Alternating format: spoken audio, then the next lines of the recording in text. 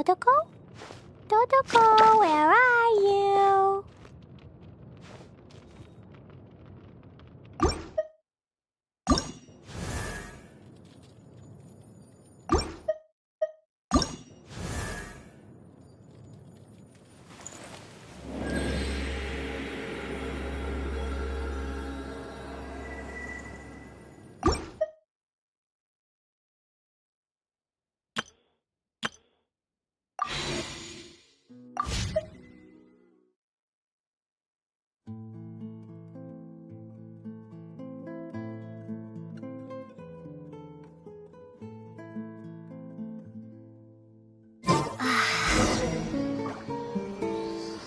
Let's go to Sumeru City and catch up with them!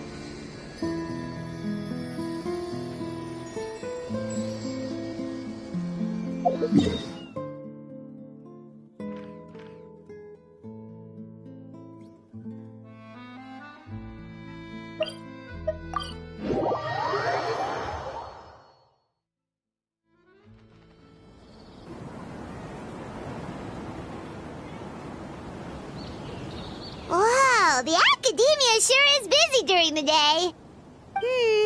But where should we go looking for people that we know? Traveler, Paimon. Cyno! It's been so long since we last saw you!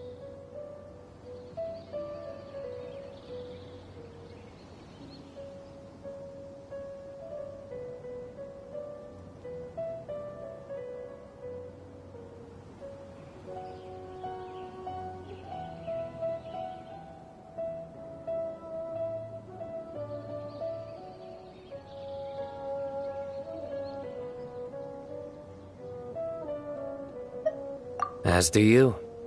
You don't seem weary at all from your travels. If anything, you seem stronger. So, what brings you back here? Oh, nothing in particular.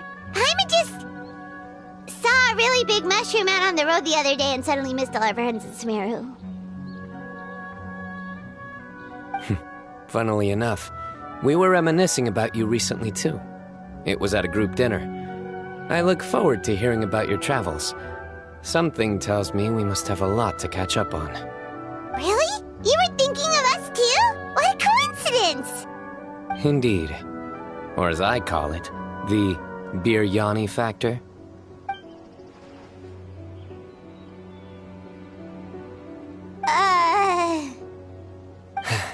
You really want me to say the rest? Okay. It's always rice to meet stew again. Oh, darn, he said it.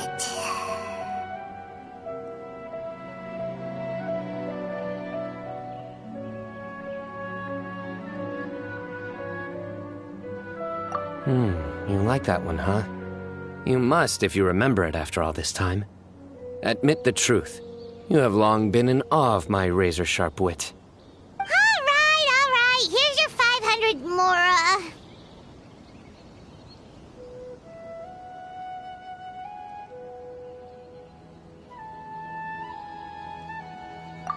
You're exaggerating. It's only 500 Mora. Hey, 500 Mora is still a lot of snacks to Paimon. All right. I'll treat you to some desserts later. Anyway, I'm actually investigating a case right now. My mind is focused on work, which is why I didn't complete the joke at first. A case? What happened? Nothing major. But after finding out who was involved, I decided, on reflection, to handle this one myself. Need any help? We only came here to hang out, so we've got the time. You may as well take us with you, and then when you're done, we can, Such enthusiasm. Are you worried I'll forget about treating you to some sweets if you're not around to remind me? What? No! All right, was it really that obvious? Obvious enough. Still, it's a fine idea. You are the heroes of Sumeru. It makes perfect sense to work together. All right, follow me.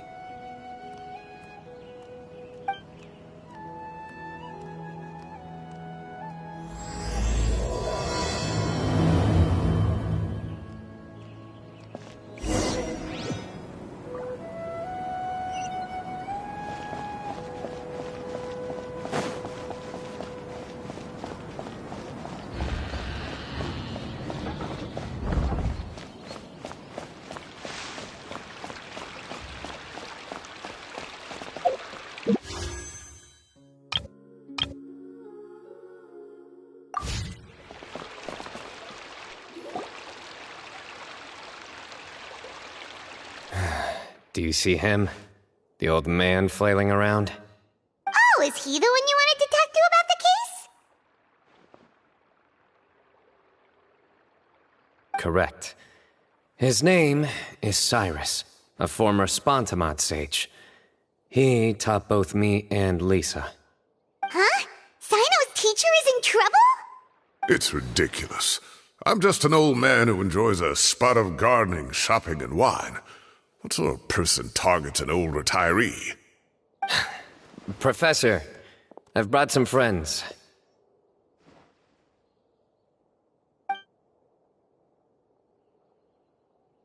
Ah, Cyno. Now who do we have here? Hold on, let me think.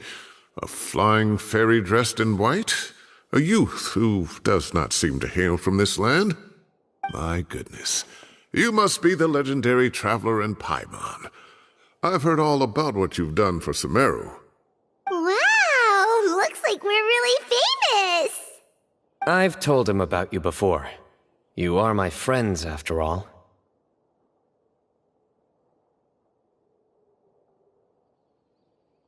That's right. Let me summarize the situation. A couple of days ago, Professor Cyrus suddenly received a threat letter. A threat letter? Exactly. Who sends a threat letter to an old man like me, for goodness sake? This is the letter in question. Cyrus, I have uncovered your secret. If you wish to prevent it from going public, leave 10 million mora at the back door of the cafe. Secondly, don't come looking for me. You'll never find me. But I will always be watching you and all of your secrets. Finally, if you dare to report this to the Matra, there will be consequences. Wow, they sure didn't mince their words. Clearly, this person must be desperate for Mora. 10 million mora, what a joke. I'm just a single retiree with nothing to my name beyond the tomatoes in my garden. Where do people think I'm hiding 10 million mora, huh? In my tomatoes? There were no witnesses, so currently the letter is all we've got. So, Traveler, Paimon, let's put our heads together. Paimon's ready too! All right, take a look. Do you see anything suspicious?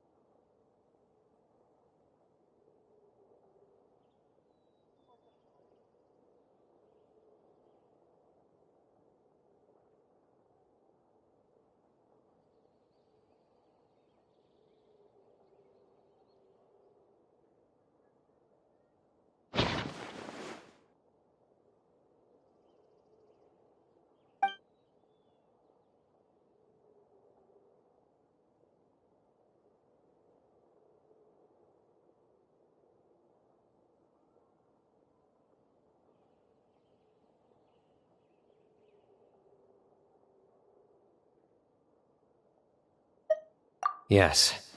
Some of the strokes are blurry. So is there something wrong with the ink? Possibly. And I bet the paper has something to do with it.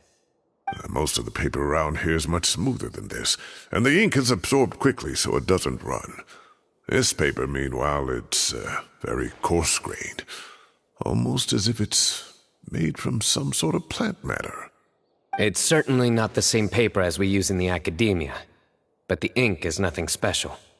Just regular black ink that gets a blue tinge when applied to paper. So do we think the culprit has a connection with the academia or not? Wait, check this out! Looks like this part got wet at some point. Agreed. The staining suggests it was a colored liquid, not plain water. It also looks like it was wiped off with a damp cloth. A colored liquid, so... tea? Wine? Looks like we're thinking along similar lines. Let's go talk to Arof. There are some things I'll need him to take care of.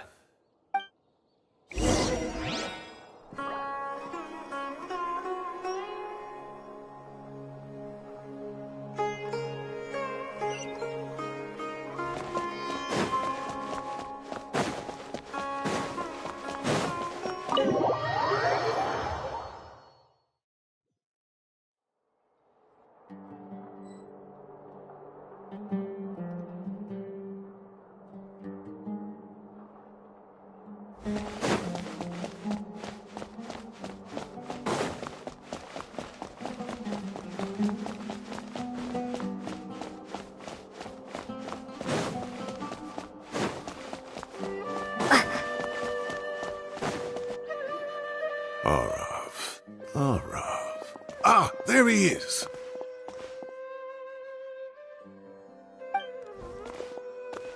Mahamatra Cyno. Sir Cyrus. Ah, and the Traveler and Paimon. It's been a while.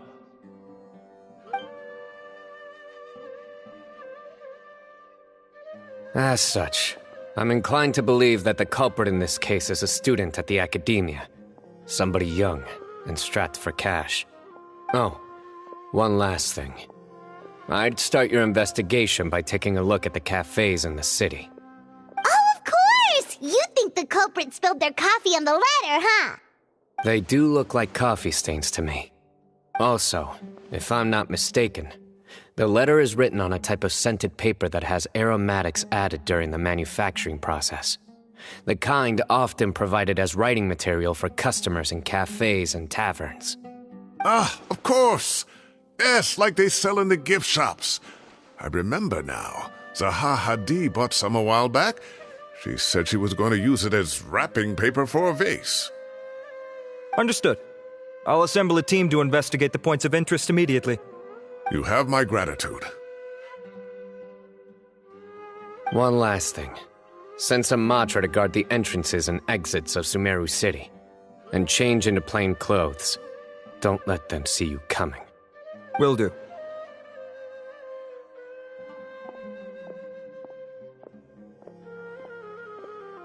Great thinking, Cyno.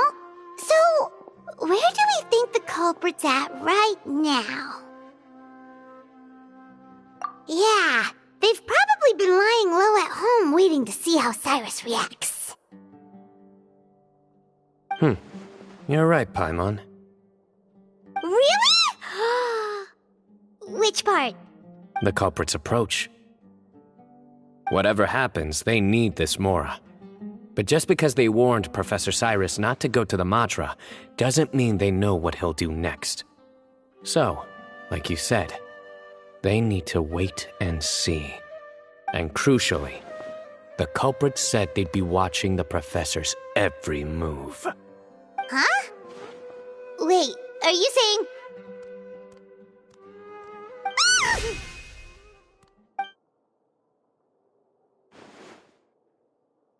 Found you!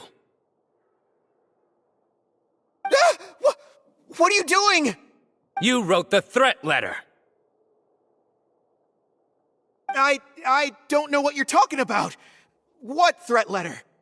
I sensed someone was watching us from the shadows the moment we entered the House of Dana. You managed to stay relatively well hidden for someone reckless enough to threaten Professor Cyrus. There are a lot of people here, but we were looking specifically for Arav. Whoever followed us the whole way was likely to be the culprit. I was just listening in, that's all. You know something big's going down when Mahamatra Cyno shows up, right? So I got a little curious. What's the big deal? You smiled when Arav left.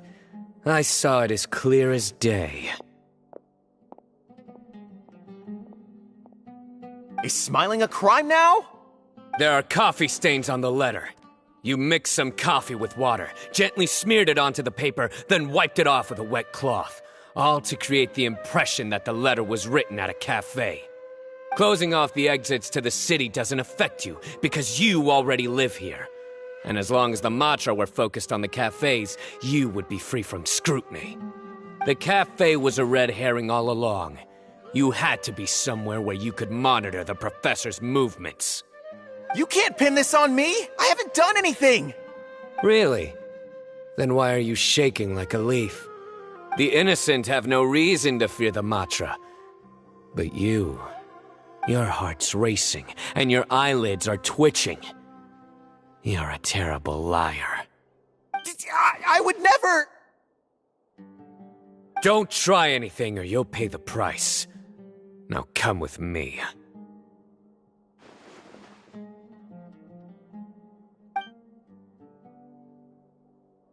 Well, that was over quickly. Cyno already caught the guy. You're telling me. One minute I go out for a quick smoke, the next minute I see Arav already on his way back to meet up with Cyno. Looked like a young guy, too. Couldn't have been much more than 30. But after what he's done, I'm afraid he's ruined his whole future. Everyone, it's all over. Gosh, that was so fast!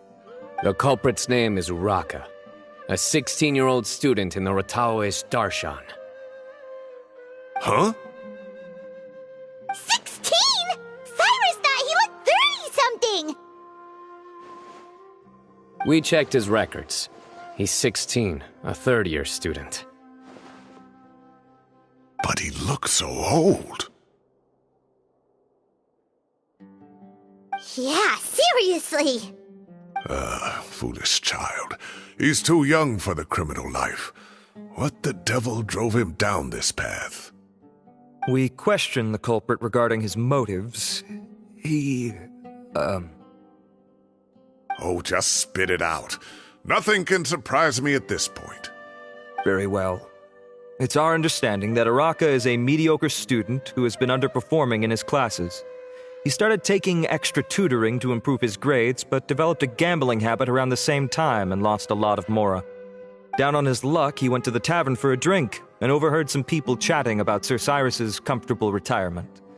They mentioned that he's always arguing about his tomato plants with some old woman on the street. Some old woman on the street? Goodness gracious, has that rascal attended a single one of his classes? That old woman is Kasharwar's very own professor, Zaha Hadi.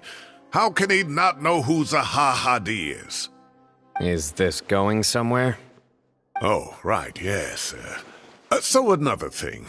We don't just argue about tomato plants. And what are they trying to insinuate by comfortable retirement? A man grows a few vegetables and suddenly he's living a life of luxury?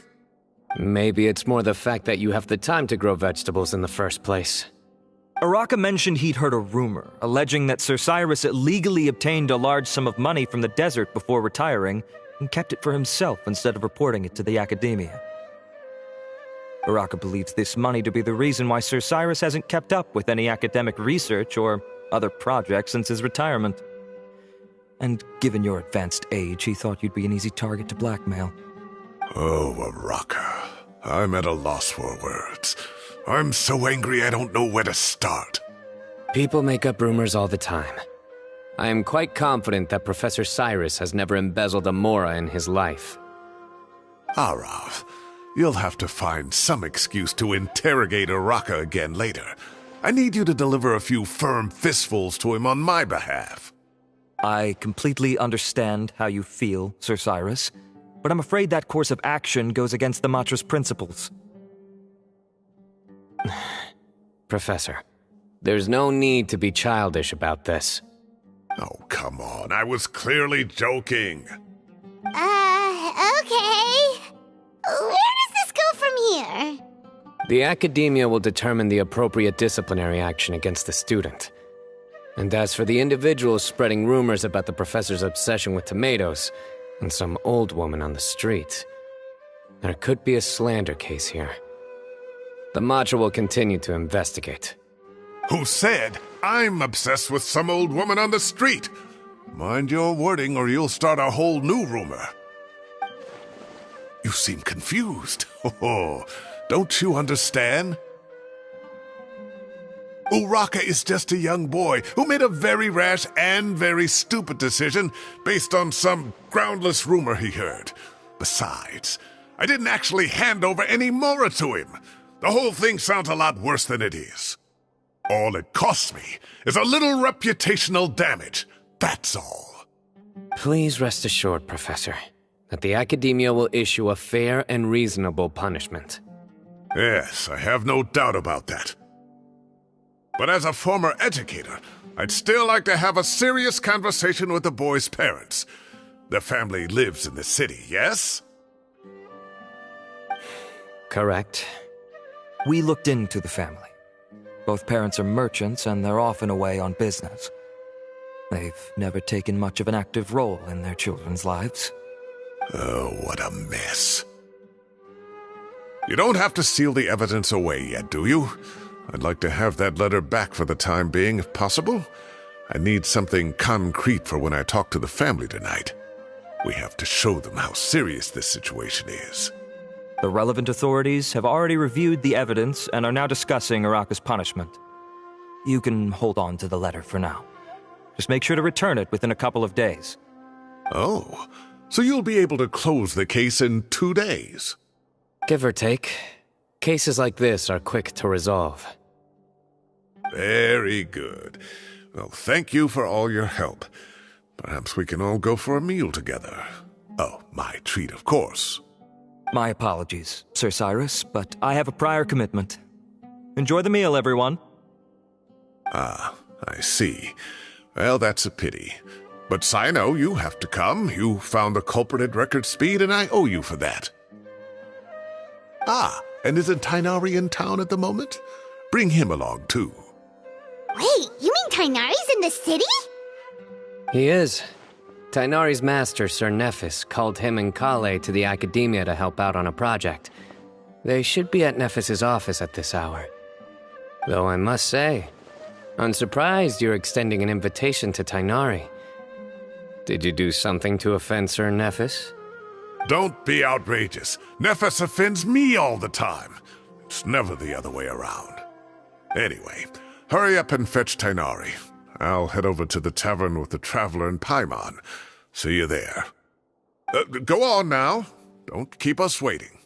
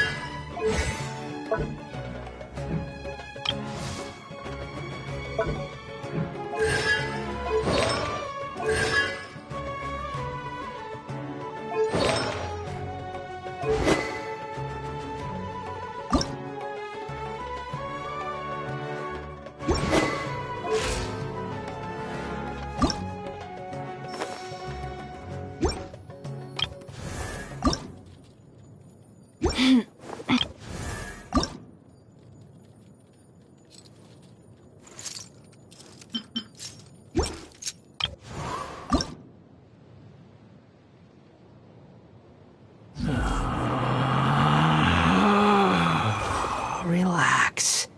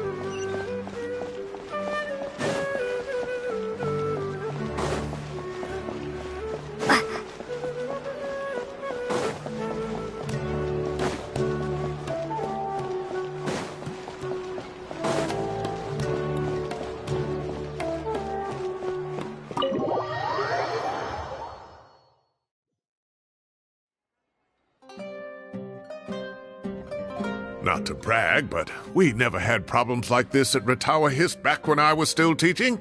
And if you don't want to take my word for it, you can ask them. They were students at the time. They'll tell you what it was like, won't they? I was out in the forest at least 4 days a week back then, thanks to a colossal workload from Master. It wrought havoc on my poor tail, so I didn't exactly keep up to date with what was going on at the Academia. Most of what I know, I heard from Cyno after the fact. Professor's become a lot more laid back in his retirement. He used to be far stricter, and was especially known for being extremely principled. Wow. It's hard enough to stay true to your principles as a normal person. I can't imagine doing that as a sage. It's a pity Kale wasn't around at the time. I would have happily taken her on as a student. And then we'd have one more person who has to address Lisa as upper-class woman. Really? Can't you just call her Lisa? She seems to prefer it when people treat her like an older sister. Oh, believe me, back when she was a student, nothing made her happier than the younger students acknowledging her seniority. Whoa, more food? Are you sure about this? We don't want to take advantage. Oh, don't worry about it. Order whatever you like. And if it's not enough, order some more. After all your help today, treating you to dinner is the least I can do. I thought I heard some familiar voices. Ah, and Sir Cyrus is here as well. Oh, Kaveh, it's been a while. Zahahadi was talking about you last month. How have you been? I've been all right, thank you. You're looking very well, sir. I'm glad to see it. Have you eaten yet? Care to join us? That's awfully kind of you, but I had a late lunch, so I'm not really hungry just yet. I'll have dinner a little bit later tonight. I just came to Lombard's to buy some wine, and when I heard some voices I recognized, I thought I'd come and say hello. So what's the occasion, anyway? Some sort of celebration? Consolation, more like. You wouldn't believe the day I've had.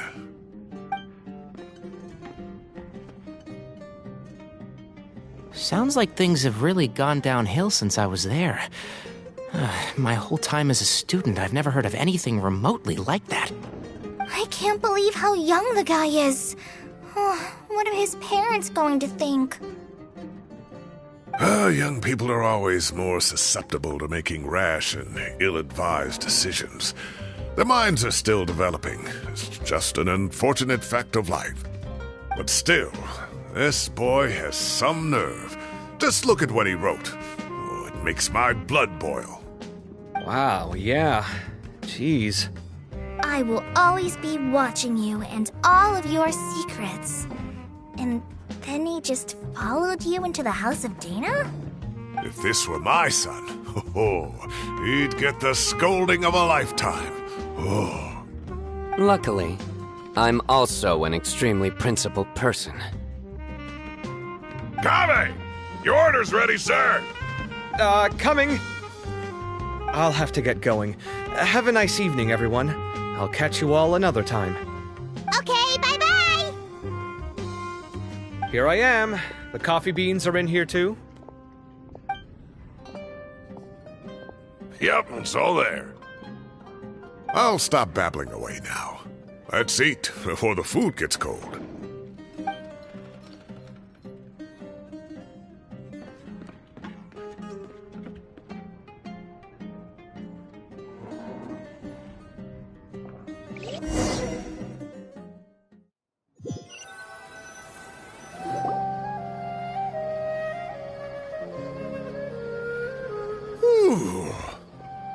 Oh, too tasty.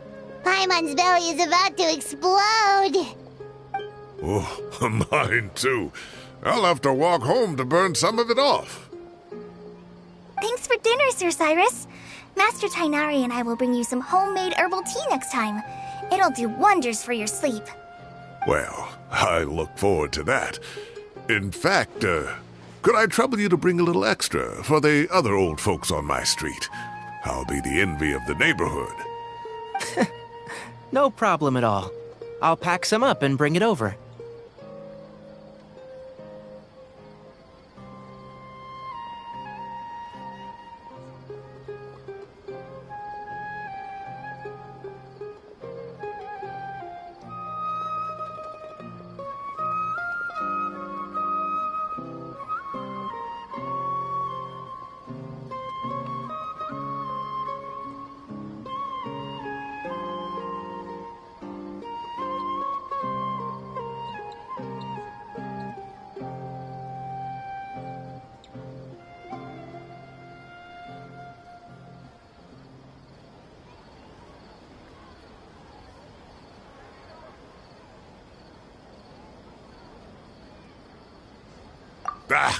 I'll see you all later.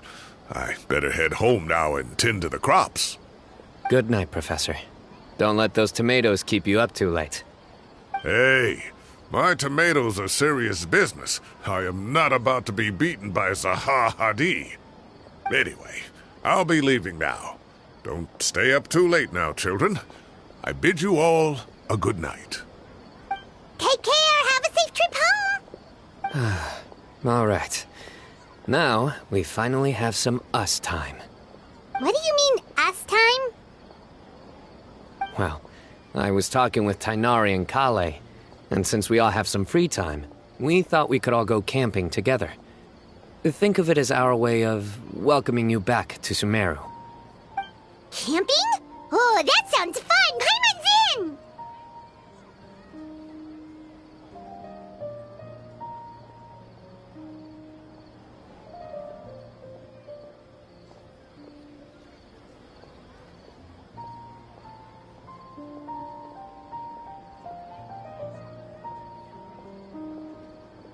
Right? It's been so long since we did something fun together. I can't wait. Everyone, let's meet tomorrow afternoon at the riverbank to the southeast of Gandharvaville. No need to bring anything. We've already packed everything for the trip. Just bring your delightful selves and prepare to have some fun. You got it. We'll be there. Great. Then we'll see you tomorrow.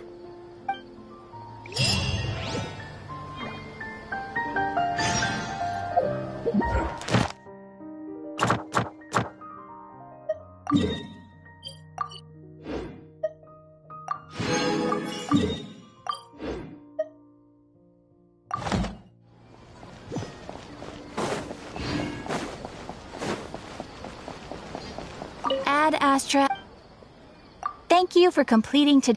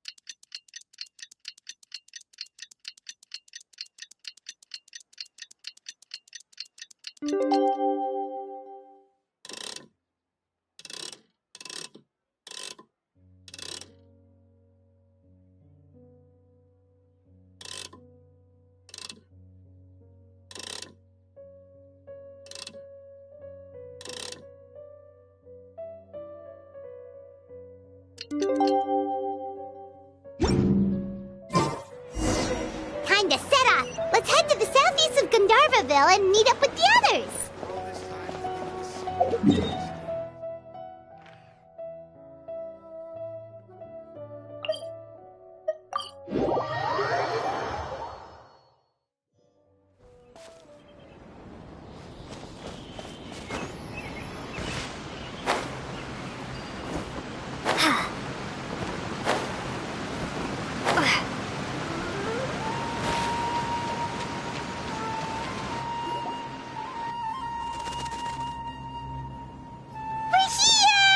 Wow, you guys are ahead of the game. You set up the tents already. I'd say we're right about on schedule, actually. We were aiming to have them set up before you arrived. Traveler, Paimon, let's go fishing together. Whatever we catch, we can grill for dinner tonight. You got it. Dinner's on us tonight.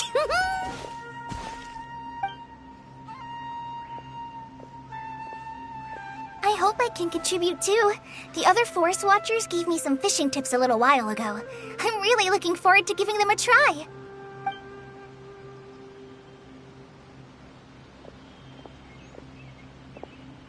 I saw some very appetizing mushrooms in the area, so I gathered a few for us.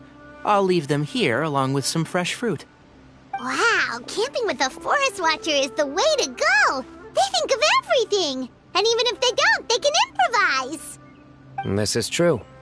I don't think I've ever had a single rough day in this forest. So, how has everything been going for you? Well, there's been some high points and low points, but we've had some unforgettable experiences along the way. I see. Oh, in that case, you should try a valberry. I bought some from the market this morning. A valuable suggestion. Just don't bury your feelings using food. All I wanted was to recommend something bittersweet. Oh, I have a sudden craving for fruit tea. I'm gonna go fetch some stuff. Bye!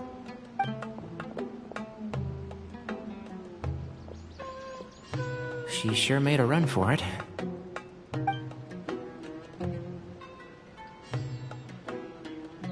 Unbelievable. She made a run for it.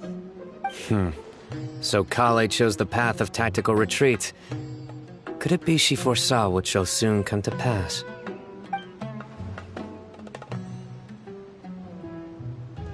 My dear friend, you know what I am about to say.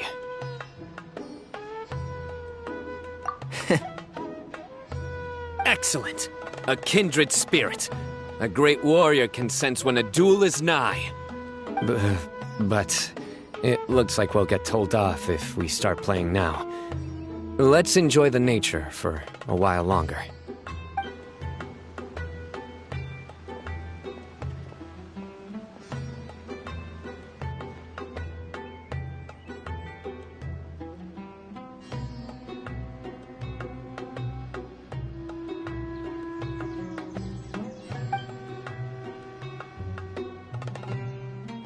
We got a bite! I'll reel it in.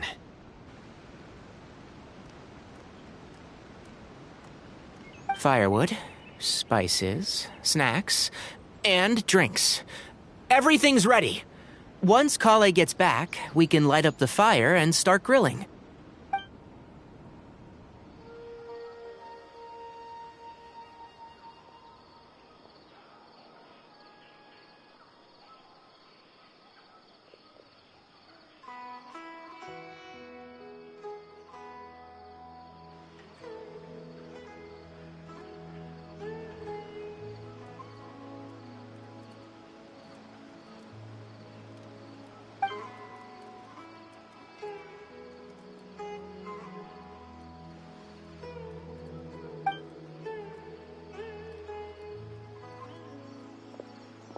There are 3 tents. Which one do you two want to take? How about the one on the left? Well, Paimon just thinks the ambiance here is a little better. True. But it's also the closest to the water. If there are any sleepwalking fungi around tonight, they might stumble into your tent. Well, that's no good. Take my weapon. You can use it to bar the entrance. Anyone would think you were sealing the gates to King Deshret's mausoleum. Excellent. Then this tent will be an impenetrable fortress. I'm back! How's your appetites? Ready for the barbecue? Always.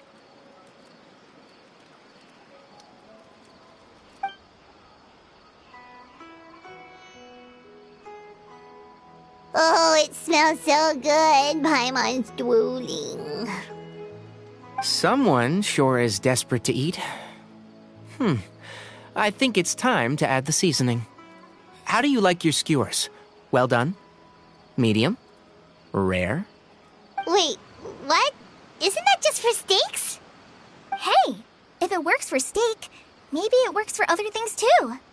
Medium well for me. Okay, these are about ready now then. It'll be a few more minutes for anyone who wants theirs well done.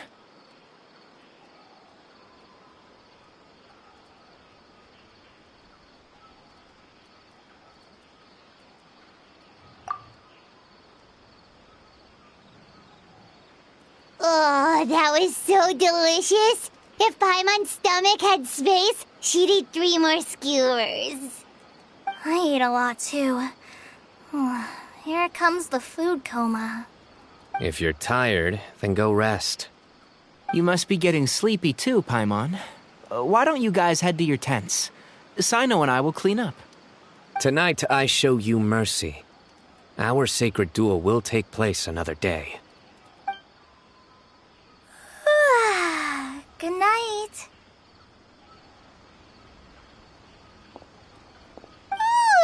Paimon's struggling to keep her eyes open. Oh, don't forget this. The Staff of the Scarlet Sands. Wait, you were actually being serious about that? It's a very powerful weapon. Try it. Paimon can't even lift that thing. Fair enough. You sure you don't want it? Yeah, Paimon's sure. We'll be fine. And even if we do get an uninvited guest in the night, Paimon will be here to take care of the traveler.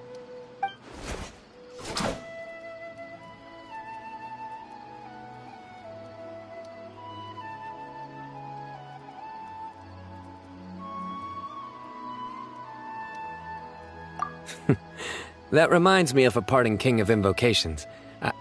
I'll tell you about it tomorrow. But right now, it's time to rest. Sleep well and sweet dreams.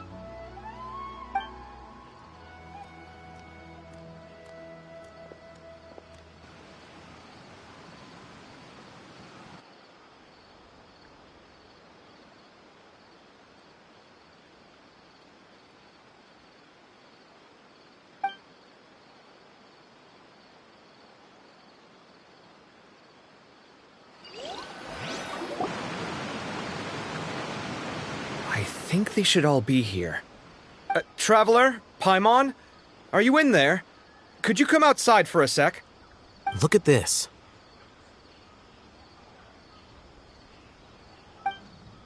What the? What's this sword doing here? Is it supposed to keep out intruders? Evidently. Huh? Who is it? Oh, what time do you call this?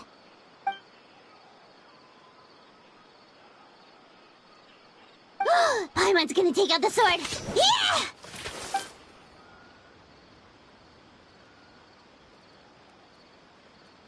Oh, hey them, Kave! What are you doing here? It's the middle of the night!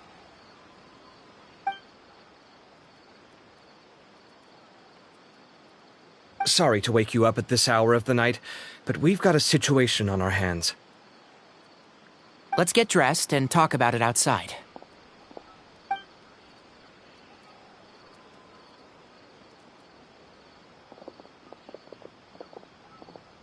Something has come up. And since it pertains to Cyrus and Cyno, I deemed it essential to inform you all. Whoa, back up. Let's start from the beginning.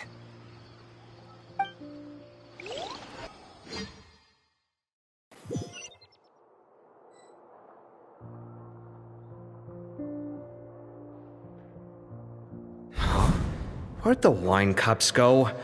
I could have sworn I left them here after I washed them. Ah, there they are. I'll have a cup too.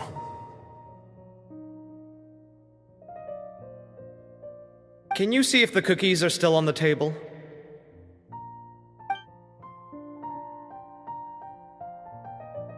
They are, and so are the fruits. Oh, this is so bland. I should have gotten a few bottles of what Cyno's group was drinking last night. Do tell. What were they drinking? Oh, right, I forgot to mention. So, I ran into Cyrus yesterday evening when I went to the tavern to pick up some things. He was hosting a dinner for Cyno, Tighnari, Kale, and the Traveler and Paimon. Anyway, they got a bottle of Lombard's new vintage for the table. At least, I think that's what it was. It looked pretty good. Sounds like they're all tangled up in this. You know what it's about, right? 16-year-old kid tried to extort Cyrus. He was asking for 10 million mora. I heard some people talking about it on the streets, yes. Didn't take them long to catch the culprit. The sages are probably dealing with the case by now. I wonder what Sir Nephis and the others will make of it. Oh, Cyrus showed me the extortion letter, too. It was crudely written, but the paper had this beautiful pattern on it that I've never seen before. Really caught my eye. Give me a sec, I'll sketch it out for you.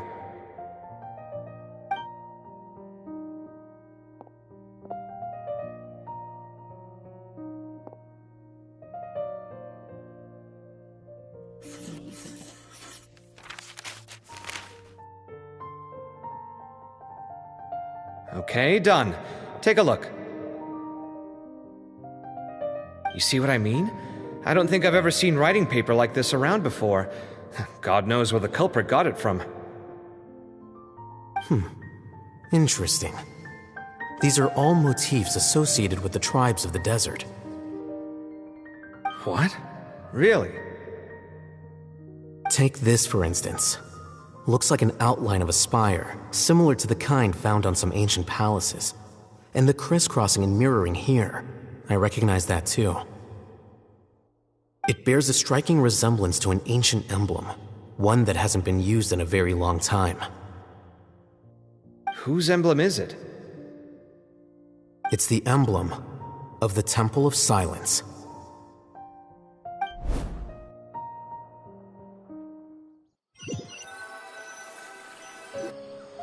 After discussing it with each other, we both agreed that something didn't feel right, so we went looking for you. This was a long way to come from the city. Alhaitham figured you were probably with Tighnari, so Gandharvaville was our first stop, but the Forest Watchers told us that you'd gone camping. Then, just as we were heading off to the campsite, we ran into Cyno. He said he was on a supply run. We exchanged a few words, and then he ran off. Hold on, so what's the deal with that emblem you were talking about? The Temple of Silence, you said? What is that? Should we be worried? Is everything okay? Give me a second.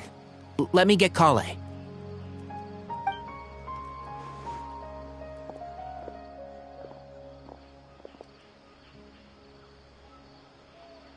So you've never heard of the Temple of Silence? Well, to put it simply, it's an organization that has existed in Sumeru for over 1,000 years. These days, you can find a Temple of Silence office in the academia. Theoretically, it's responsible for the custody and disposal of information and documents not fit for public dissemination. At least, that's what they tell the outside world. In truth, it's essentially a vestigial institution nowadays. There's an office with their name on it, but it's functionally obsolete. Historically speaking, the original Temple of Silence is said to have been established by Hermanubis, one of the 7 pillars of King Deshret and the greatest of all sages. Most of the organization's members hailed from the desert. By contrast, none of the Academia Temple's current members are from the desert region, nor do they use any symbols connected with the desert folk. So the Temple of Silence at the Academia is just a fake? Wow. It's possible. The real question is, why? My guess is they're covering something up. So, how do you know all this? Sounds like some pretty top secret stuff. Did you forget? He did a stint as acting Grand Sage, and kept the pay raise even after he resigned. Oh, yeah! Paimon did totally forget about that. So you took the chance to read all the top secret documents while you were acting Grand Sage, huh? If you're asking me whether I familiarized myself with the documentation in my office, I would respond that that's a perfectly normal part of any job. So much about this doesn't make sense. Why did the emblem of the Temple of Silence appear on a threat letter from an academia student to Cyrus? The student's only 16, and doesn't have any family ties to the desert. So where could he have seen that emblem, or gotten the paper? You said you ran into Cyno, yes? Did you tell him what you've just told us? Yep. He ran off as soon as he heard what we said. Given that Cyrus is involved, he's probably halfway through solving the case by now. Still, we should try to catch up with him. At this hour of the night, Cyno will probably go looking for Cyrus at his current residence. If the Academia's Temple of Silence really does exist just to cover up the truth, the sudden appearance of this emblem can't be good. It's sure to stir up trouble. We should pay a visit to the Academia. Yes. As the Sage of Amorta, my master ought to know the truth about their office. You can ask him to tell you what he knows. The more information we have, the better prepared we'll be for whatever happens there. If this situation is connected to the real Temple of Silence, the emblem has to be part of a bigger conspiracy. Kale, could I trouble you to send a message to the Core of 30? Tell them to keep an eye out for Cyno and Cyrus. Traveler, Paimon, you two come with me. We'll go after Cyno. Sounds like a plan. Let's go. Cyrus has been living in the city lately. He rented a place near the field so he can keep an eye on his tomato plants. Then let's go look for him there.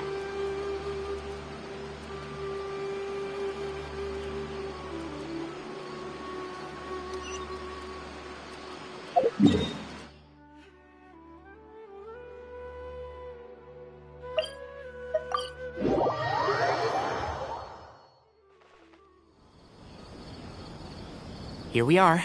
This is the place. We might be too late. Looks like nobody's home. Oh, Cyno moves fast. If he was here, he's probably long gone by now. I know that voice. Is that Tainari I hear? Ah! Professor Zahahadi! Wow, so it really is you. My goodness, whatever is going on tonight? We're looking for Cyno. So, he's already been here. Yes, not long ago, in fact. He knocked on my door and asked if I'd seen Cyrus today at all. I told him the old fool left early this morning, and I hadn't heard him come back. So we went to his place, and would you believe it? He's gone. Goodness knows where to. It must have alarmed Cyno, because he took off in an awful hurry after that.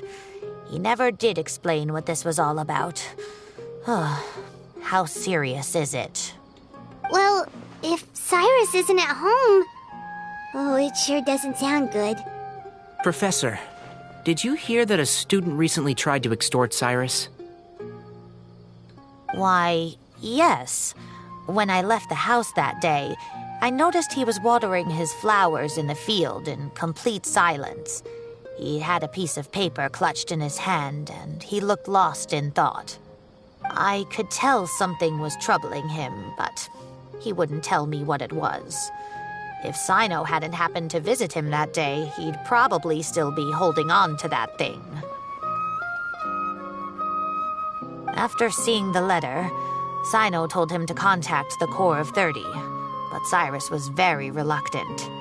He claimed it would only damage his reputation. Eventually, he relented, after much persuasion from Cyno. Huh? Cyrus didn't want to report it? Well, that's strange. When we saw him, he seemed pretty okay with the idea of the kid getting his just desserts. As a former sage, it's possible Cyrus still has enemies at the Academia. That's why Cyno was so insistent that he report the matter to the authorities. I was there while they were going back and forth over it. So Cyrus initially hoped to stop this from going public. But why?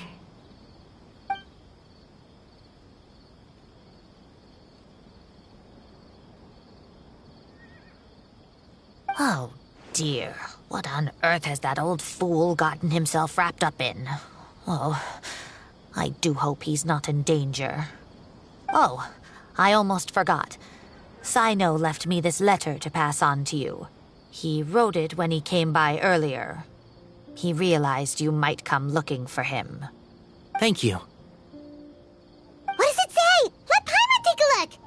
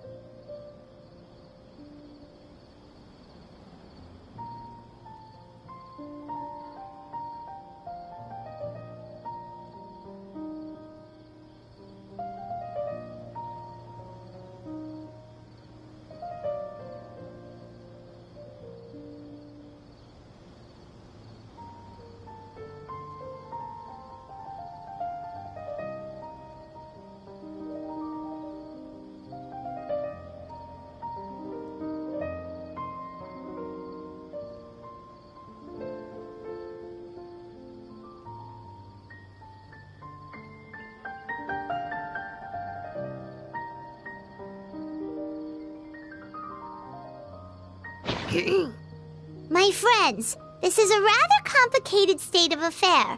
Unfortunately, I cannot disclose more than that. I ask you to understand and accept that I had to act alone at this stage. Don't come after me. Yep, that sounds like Cyno. Thank you, Professor. Please do not worry. We will do all we can to protect both Cyno and Cyrus. Traveler, Paimon, let's head to the Academia and regroup.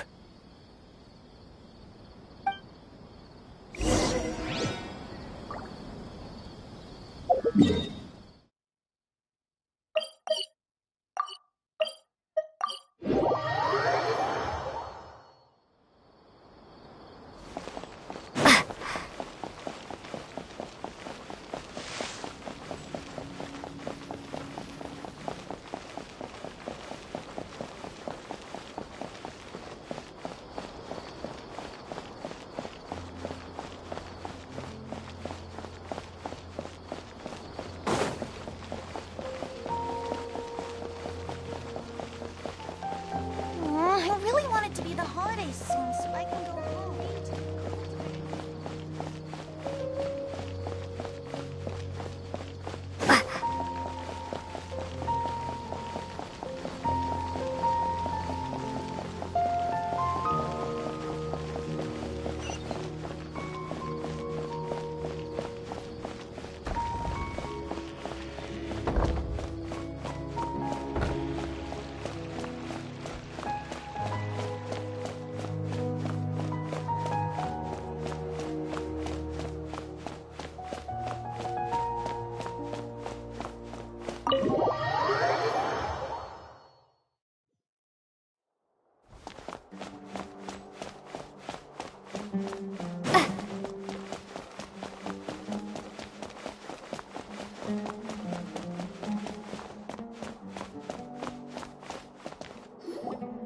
You're here?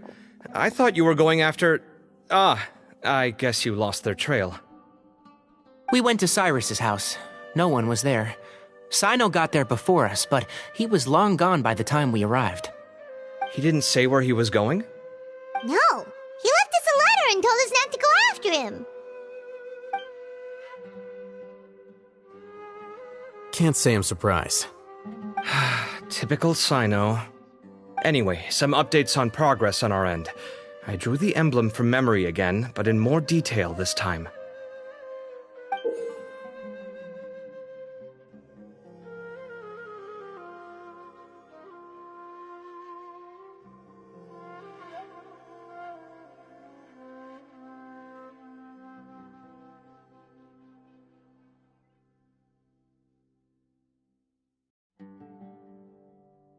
I checked some ancient texts for a similar design. The one I found was a little blurry, but the similarities in the general form and certain details were clear enough to confirm a match.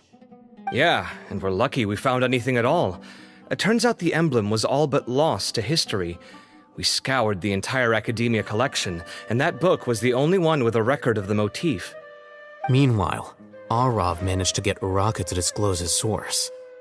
The one who told him about Cyrus's embezzled funds was a young man from the desert. According to Uraka, he had a striking presence and was well educated. Apparently, the two met in the tavern over a game of cards. The guy claimed to be in the city for business as part of a merchant caravan. Uraka was intrigued when he heard what his new acquaintance had to say and brought up the idea of extorting Cyrus for Mora. The guy encouraged him to go ahead with it, then handed him some pen and paper to write the letter. I see. So it could be that this person planted the paper intentionally. So, how do we find this guy? Did Uraka say where he is? He doesn't know. He claims not to have seen him since that day in the tavern. The man gave him some tips on how to carry out the extortion, but from then on, Uraka was acting alone. Nephis and Arav have gone to meet the Core of 30 and review the city's entry and exit records. Also, Nephis admitted that the Temple of Silence in the Academia is just a facade. The true Temple of Silence once came to the rainforest to establish a collaboration with the Academia, but as time went by, the sages gradually became corrupt and foolish. The Temple of Silence felt that they could no longer trust the Academia and ended the partnership. They retreated back to the desert about 400 years ago. Ever since its inception, the Temple of Silence has been the guardians of King Deshret's civilization and belief system. They traveled throughout Sumeru, sequestering and guarding any wisdom that posed a threat to the people's livelihoods. At its roots, it was a legitimate and reputable organization whose purpose was to guide people towards the right path. The Academia of the day knew that the split would damage their reputation if it became a matter of public knowledge. And so, they set up a dummy organization of their own to conceal the truth. Not only that, but they managed to keep up the charade for hundreds of years! So how did Cyrus become acquainted with the true Temple of Silence if they left centuries ago? I'll bet that's the question that bothered Cyno. Probably why he went after him in such a rush. Whoever is behind this, getting Uraka to extort Cyrus was only the first step of the plan. Their true goal in doing so was for Cyrus to see the emblem on the letter. He must have recognized it right away. That'll be why he didn't want to involve the authorities. He probably hoped to take care of the whole thing by himself. Unfortunately for him, Cyno had other plans. Since the desert is where the Temple of Silence originated, that is in all likelihood where Cyrus went. I have to go after him. Really? Are you sure that's a good idea, with how you respond to the heat? Why don't we send someone else? I should be fine, as long as I bring plenty of water. Besides, I just can't shake this ominous feeling that if we don't catch up to them soon... Everyone, I have news from the Core of 30. Master! Oh, so that's Nafis, Tainari's master? Oh, we're finally getting to meet him in person!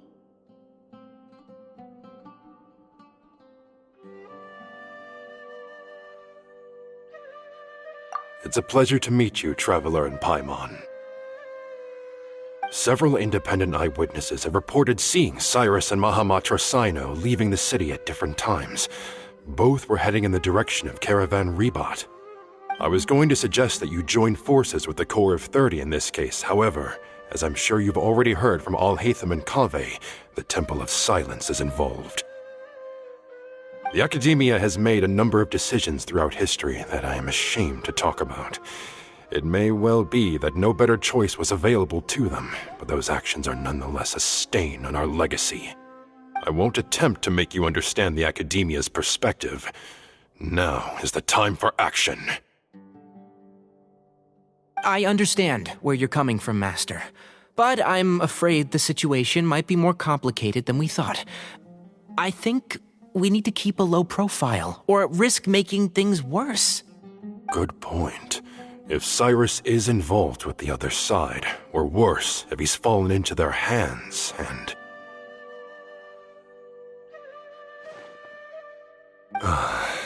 Everyone, we have to get Cyrus and Cyno back safely. We cannot afford to lose them. Need our help? Whatever you need, we got you covered. Really? Wonderful. You have my most sincere gratitude. Arav and I will continue to follow up on the lead from Uraka. Kaveh, Scribe Al-Haytham, I'd like to ask you to cover the duties of the House of Dana. Tighnari, you are planning to go into the desert, correct? I am.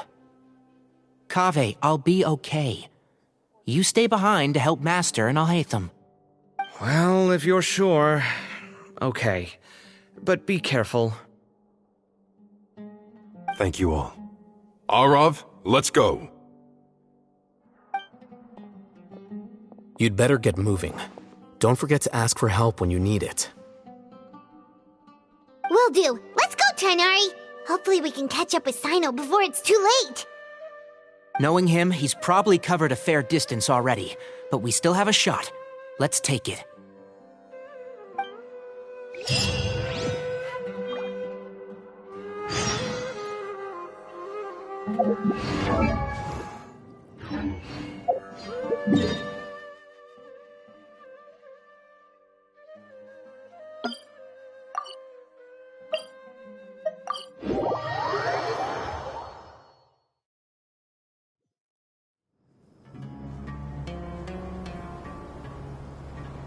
Okay, we made it to Caravan Ribat. Where should we go next? Maybe we should ask the nearby guards if they've seen anything. Hold on. Look over there. Is that Dia? You sure you want to brave the desert alone? I mean, it's your choice at the end of the day, but still. It's not my first time. I'll be fine. Cyno. If you're really going to go through with this, then at least take our advice. When you're packing for your trip, budget for 5 days more than you plan to spend out there. Makes sense. Okay, I'll go get ready.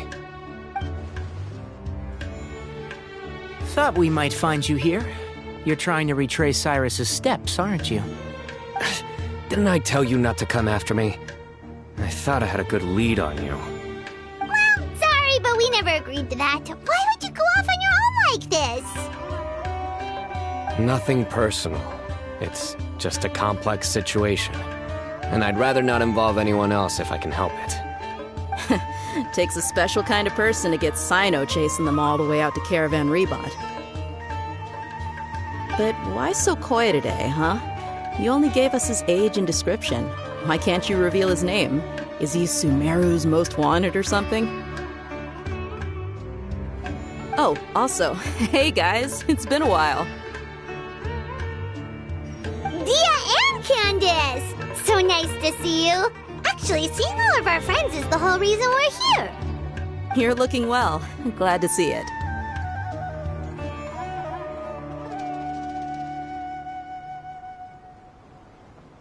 Candace and I came to Caravan Ribat on business. We ran into Cyno as he was asking about some elderly gentleman's whereabouts. Some people say they saw him. Guess he stood out as an older guy heading into the desert alone with just a sumpter beast in tow and very few supplies. That's gotta be one heck of a story there.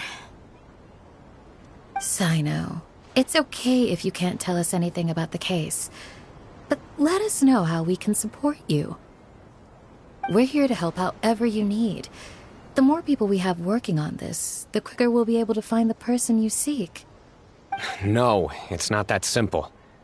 If I'm right, he'll be doing everything he can to avoid us. We spoke with Zaha Hadid. From what she said, it's pretty clear that he wants to try and solve this on his own. It won't be easy trying to find him in the desert when he's deliberately trying to cover his tracks. Sounds like this is far more complex than we imagined. Still, if he started from Caravan Ribat, the chances are that his route took him past our village. You may as well ask if anyone there has seen him. My thanks to you both. Once this is resolved, I will find a way to repay you. Come on. No need to get all serious. Just buy a round of drinks next time we're all in the city or something. That's a deal. All right, so, you all set? Yes, we'll handle it from here. Thank you again for your help.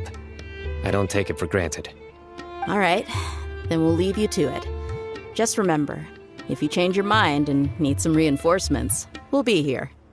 And don't think you'd be imposing. You can depend on us. Don't worry, we'll keep him out of trouble.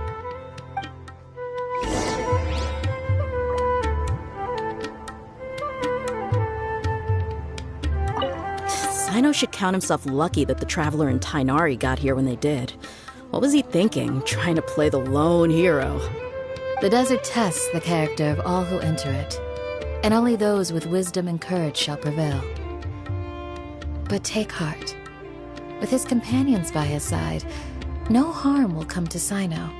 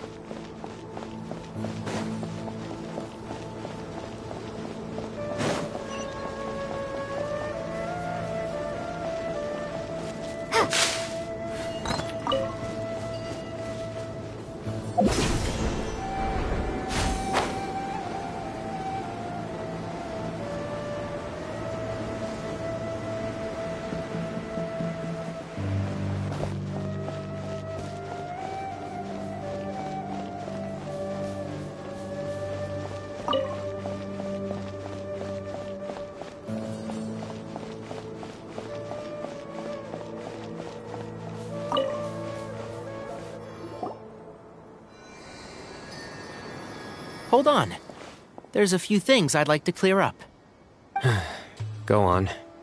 So, after you left the campsite, we had a longer talk.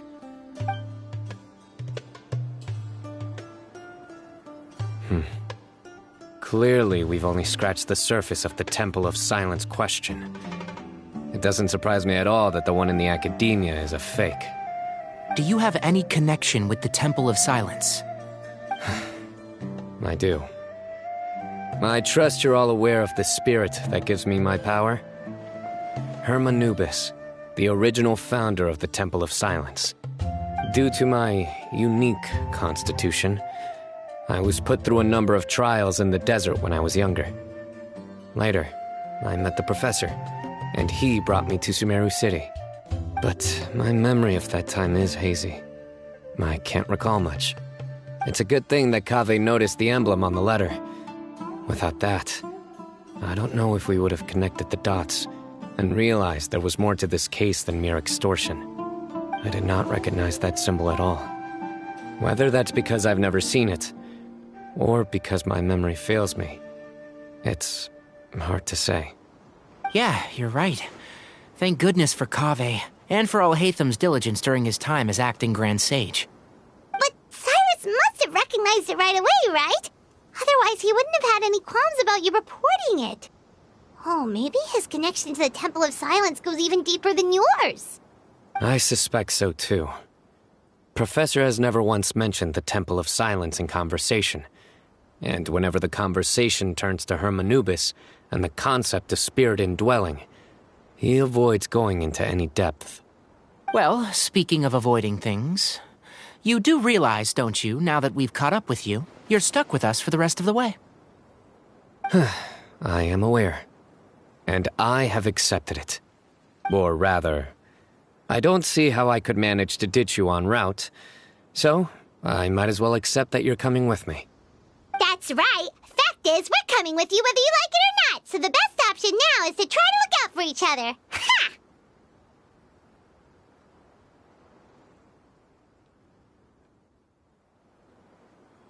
Fair enough. Then at least let me buy you a drink once we're back in the city. Works for me. All right, off we go.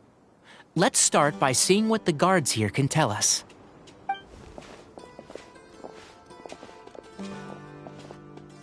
Hello. Mahamatra Cyno? I'm looking for someone. So I'd like to confirm any recent foot traffic in and out of Aru Village.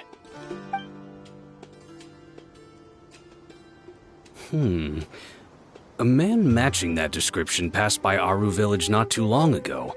He stopped by to load up on food and water and feed his sumpter beast, then he was on his way. Where was he going? Let me think. He took a seat by the entrance of the village for a while, and had a brief chat with the person who came to deliver the water. He said he was headed somewhere near an oasis, but he didn't mention which one.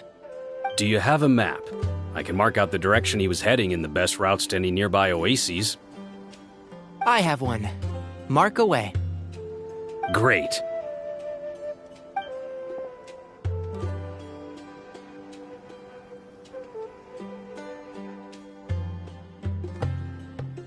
There you go.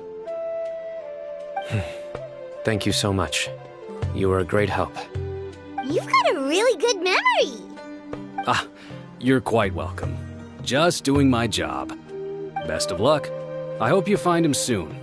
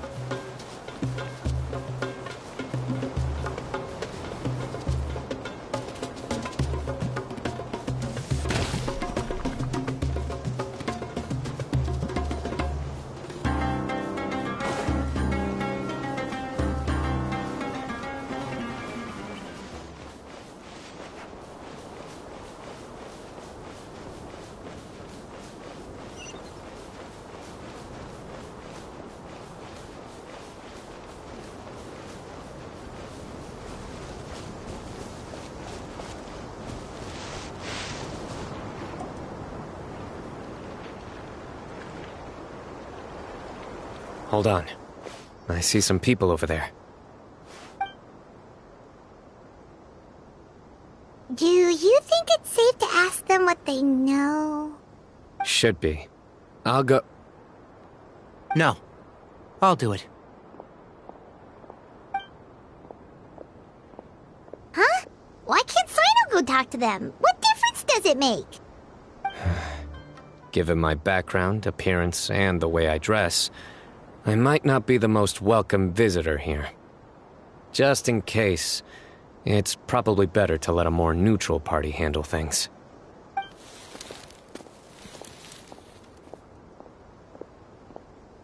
Ah, hello there.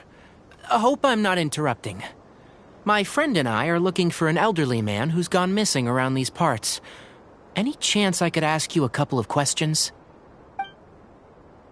Oh, a missing person, huh? Sure. What do you want to know? I'm just wondering if you've seen him. Let me give you the details.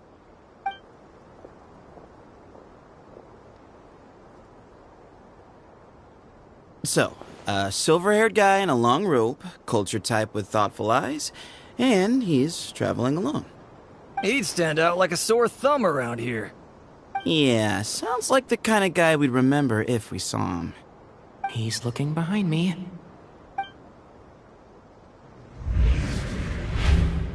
Uh-oh. That guy's looking our way. Your friend over there stands out a lot, too.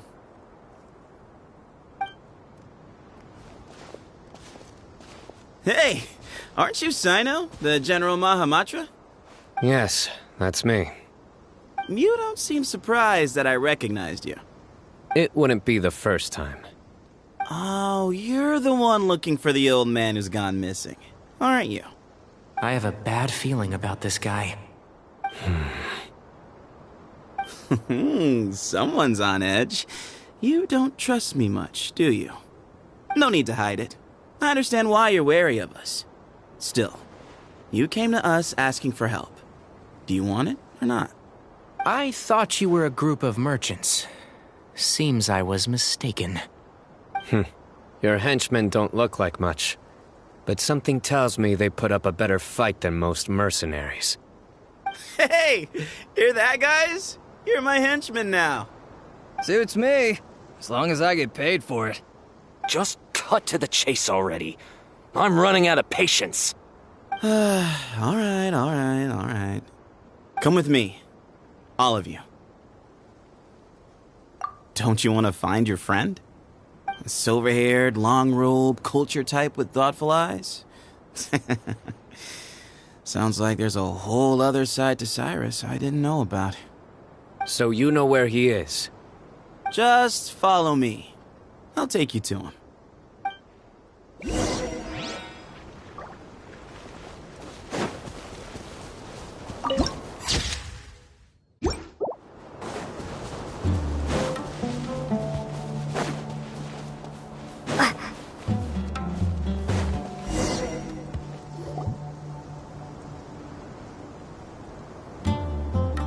And here. What? Where are you looking? There's nothing here. Please step back. Whoa, something's coming out of the ground! What is this enormous building doing here? And how was it so well hidden? King Deshret's technology? Wait, so... Hold on, who are you guys really? Is this the Temple of Silence? So you're a member? All good questions. There'll be plenty of time to address them later.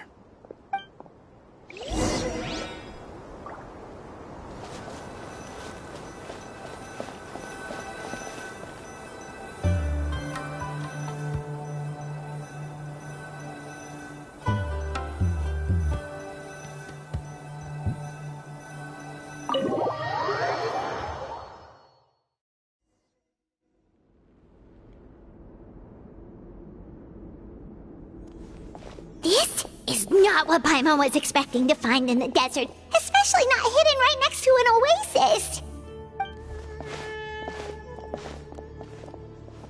Oh, Paimon's scared.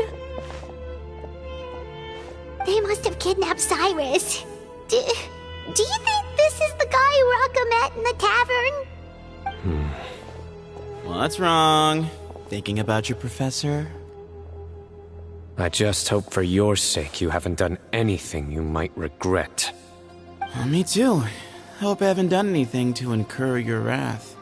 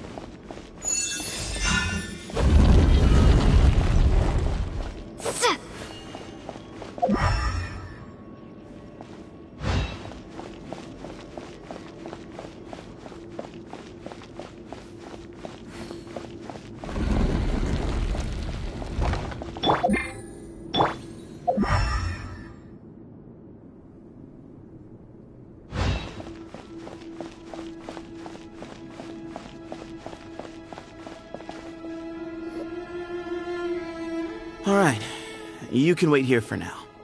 I'll inform our leader that you've arrived at the Temple of Silence. Sit tight until he comes to greet you. So he's just gonna leave us here unattended? Maybe we're not being kidnapped after all. They can't have been at the Oasis by chance. They were waiting for us. Whoever the leader is here, they were obviously counting on us showing up. So this is the Temple of Silence. After leaving the rainforest, they hid themselves here? Hey, look! That guy's coming back. Don't worry. Someone will come and call for you soon. What's your name?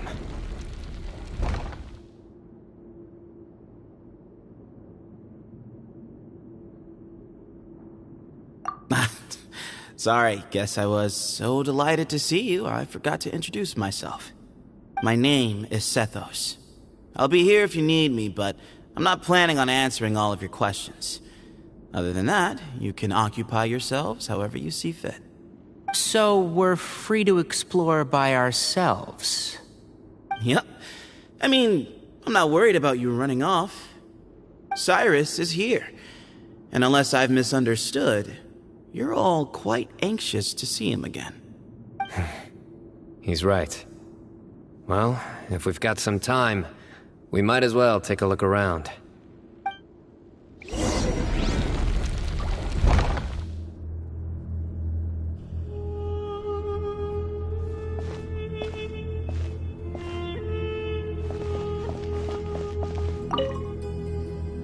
I never imagined that the true Temple of Silence would be hidden somewhere like this. We've passed through these parts before, but never noticed anything. That's King Deshret's technology for you, I guess. It borders on the miraculous. Amazing to think that it's been preserved intact all this time. We should be wary of our hosts. Still, at this point, we can be confident that the professor is safe and sound, so that's something.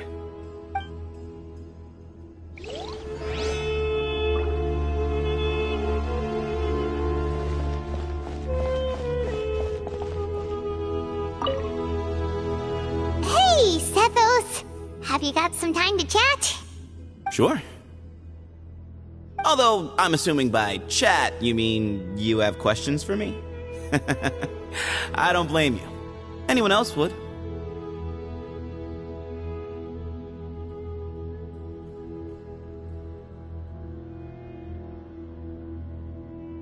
Not often. The Temple of Silence is a place of quiet and solitude. We don't get too many visitors.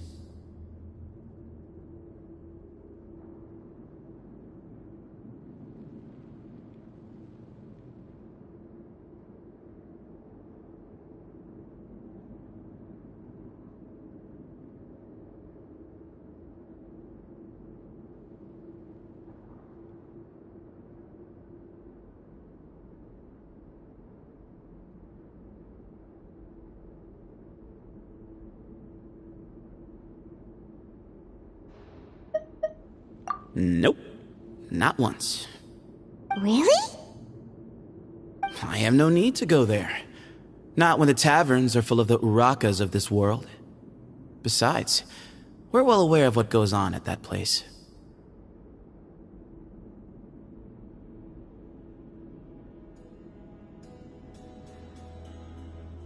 Spies? It's not as clandestine as that. The city gates are wide open. Anyone's free to walk in. You can find out all you need to know just by walking around town and hearing the word on the street. Yes, that was me. Although tricked is a stretch. He was asking everyone in the tavern about ways to make some easy money. He insisted that nothing was off the table, even if it broke the law. So, I told him that Cyrus had embezzled a large sum of mora from the desert. So you framed Cyrus for a crime that he did not commit? No. That's not entirely true. Let me jog your memory. The letter just said that he had uncovered Cyrus's secret. It didn't say what secret that was. Of course. Uraka was a great accomplice, really. Very cooperative with a little bit of wine in him. Did exactly what he was told. And not much of an original thinker, though. It doesn't surprise me that he struggles academically.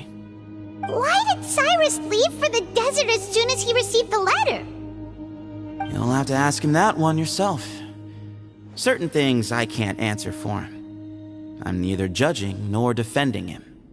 All you need to know is that he recognized our emblem, and it was his own choice to take the bait.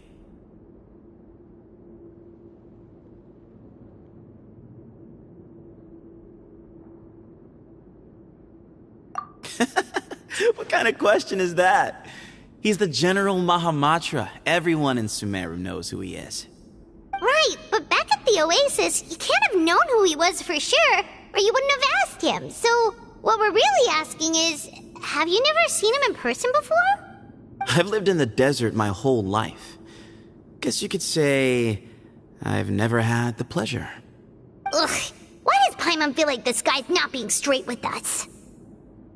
Come on, we've only just met.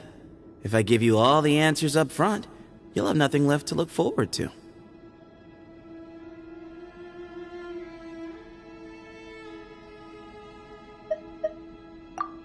Mm-hmm.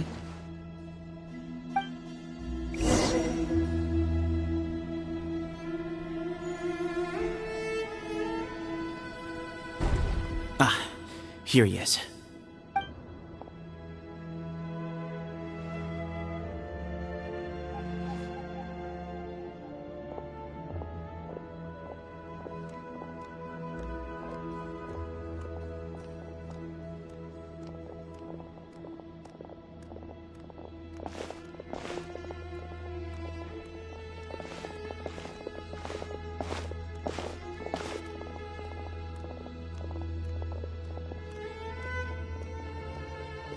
Grandfather, the person you wish to see is here. Well done, Sethos. Greetings, one and all. I am Ba Moon, the current leader of the Temple of Silence. I know why you are here, and I thank you for your patience. Bring him out.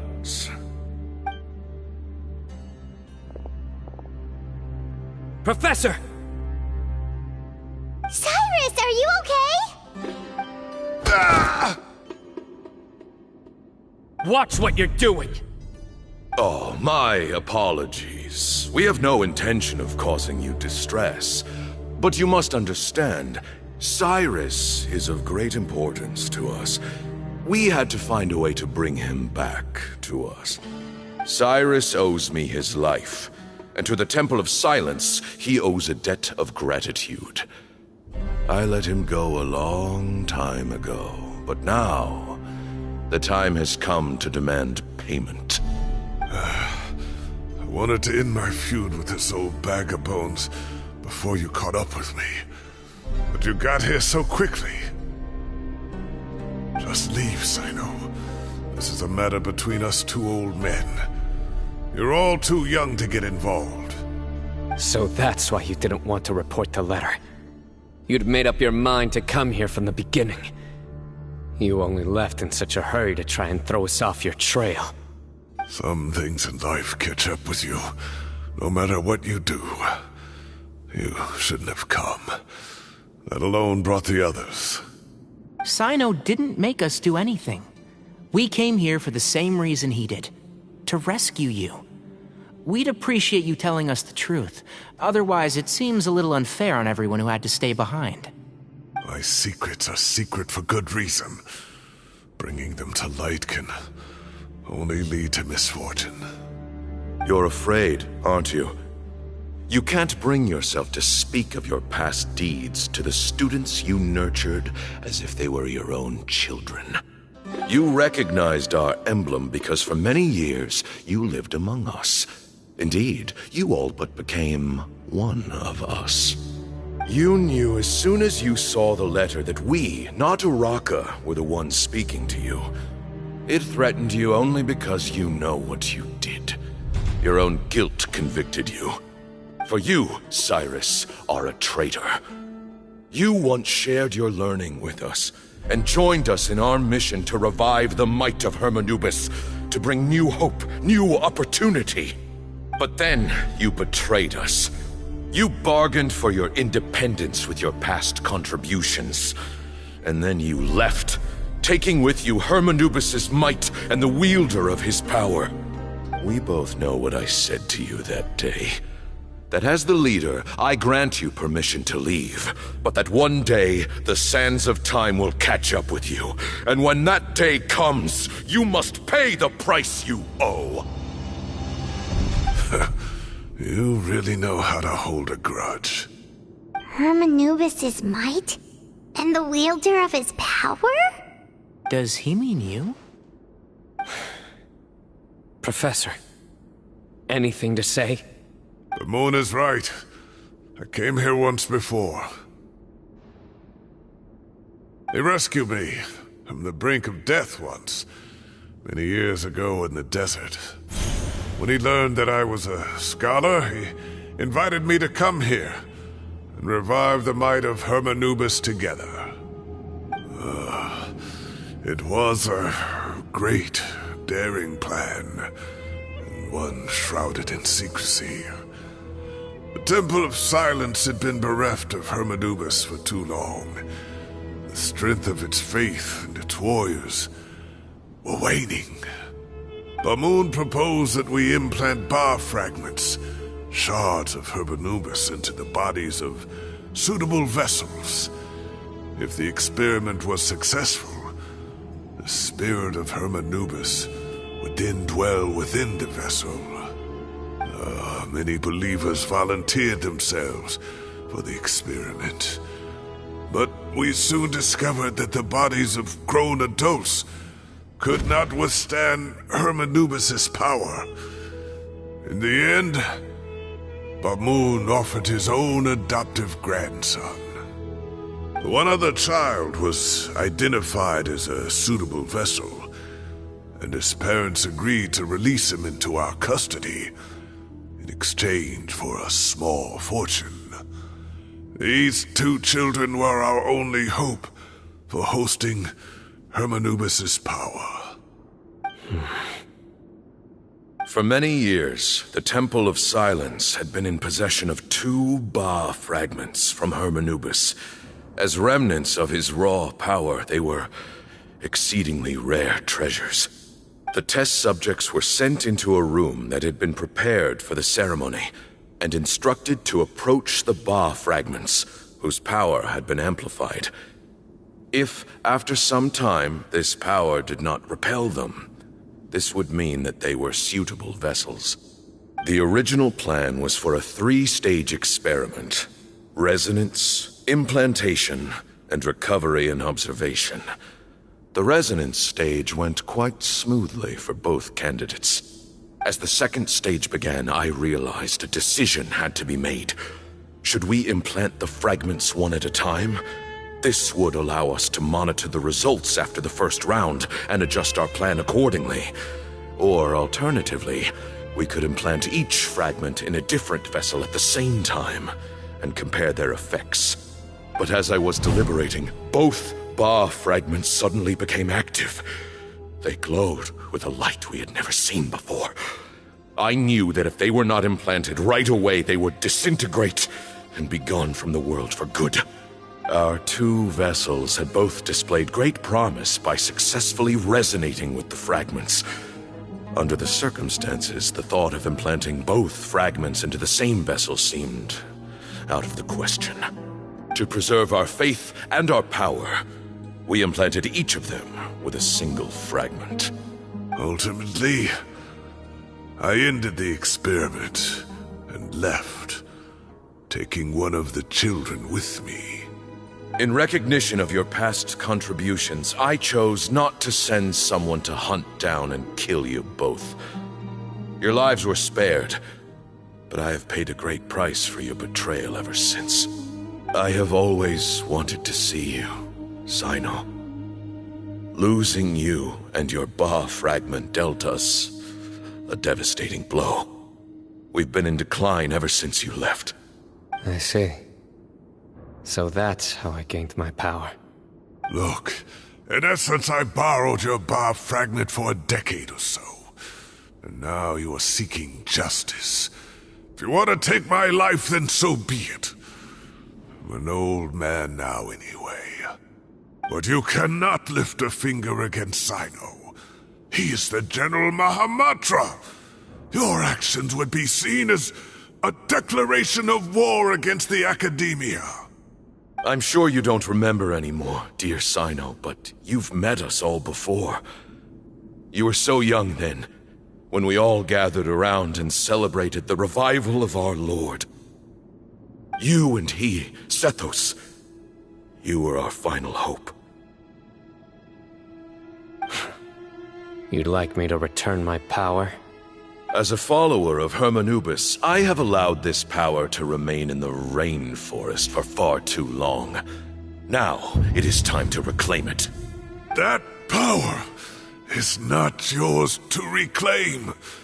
Cyno was chosen by the gods. You cannot take what they have bestowed. You are wrong. Cyno was chosen, but he was not the only one. My child, Sethos, has the same gift as he. So those are your terms for freeing the professor? Despise me all you want. My sins are my own. The Temple of Silence is an innocent party. It is because of my foolishness all those years ago that the Temple's glory has waned. And now I must take responsibility for the decision I made back then. So what you're saying is, the power of one Ba fragment is not enough? You're asking me to return the one in my possession, so it can be implanted in him instead? Divine power causes great suffering to those who wield it. How do you know that Sethos would be able to withstand it? He is no longer a small child. But regardless, this burden is ours to bear, and your objections mean little given that you turned your back on us long ago. Both my heart and mind are telling me that what you are proposing is a terrible idea. However... Don't listen to him, Cyno. That power is no more yours to give than it is his to take. You have to understand. I know. But if this is a question of your freedom versus a fragment of power, then... there is nothing to debate. Sorry to interrupt, but in my view, there are a number of contentions here that still need addressing. Say that Cyno refuses to return his power, and you also refuse to release Cyrus. Then, we are at an impasse. I find it hard to believe that you went to all this effort without planning for that possibility. You're trying to gauge where we stand while keeping your remaining cards close to your chest. Well, my stance is, put the rest of your cards on the table. Then we can have a discussion. Wait, those ears... So, we have a descendant of the Valukashuna in our midst. Splendid! Fate smiles upon us after all. Everything we have longed for, Hermanubis will provide. Perhaps this very day we...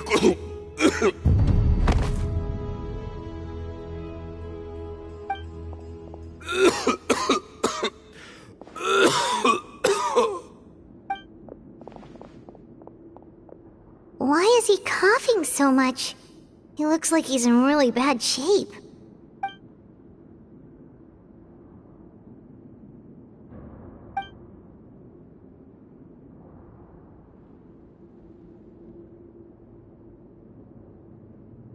Pamoon, you...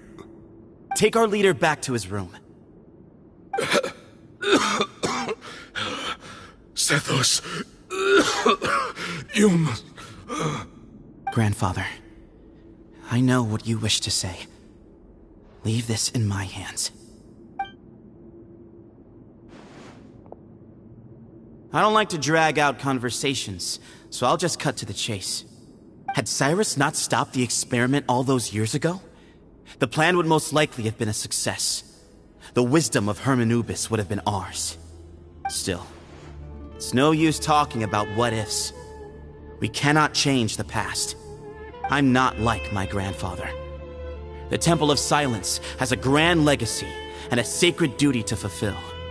So it's somewhat inevitable for the leader to have an inflated sense of self. But I see things a little differently. I don't believe the temple has the same stature that it once did. Time has worn away at its prestige and changed things almost beyond recognition. So I'm not going to force your hand. You're all free to leave.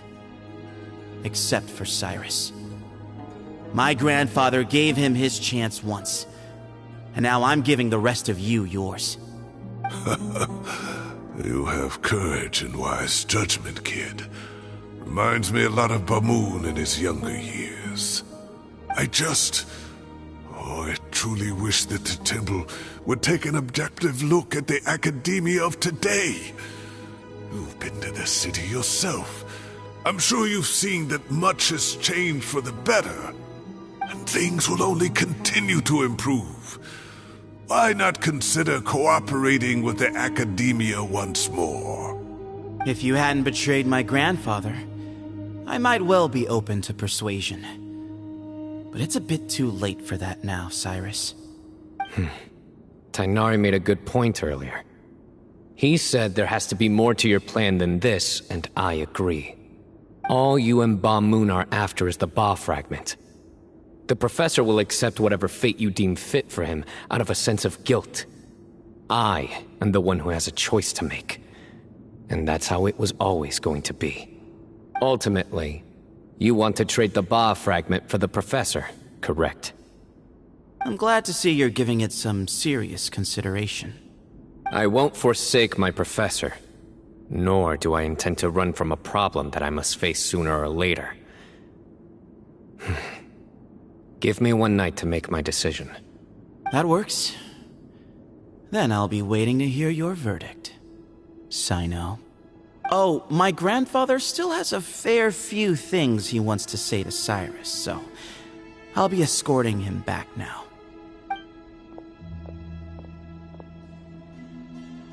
Are you sure about negotiating with him? I need to think this through. Everyone, let's meet again later tonight. Until then, take some time for yourself. Alright, well, don't put too much pressure on yourself, Cyno. If you need any help working things out, just come and find us.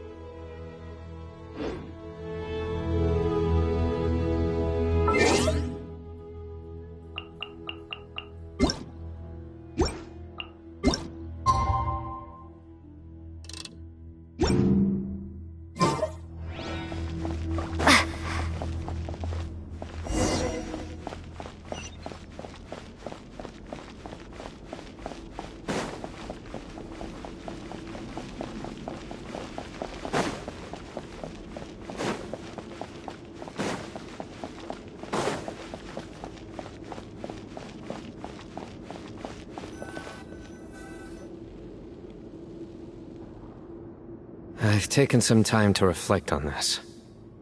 If I had to guess, Professor Cyrus came to the desert knowing that he would almost certainly never return.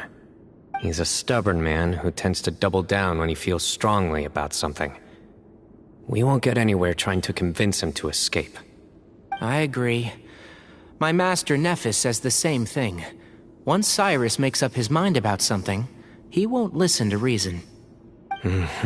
So that's one thing. A few other things come to mind too.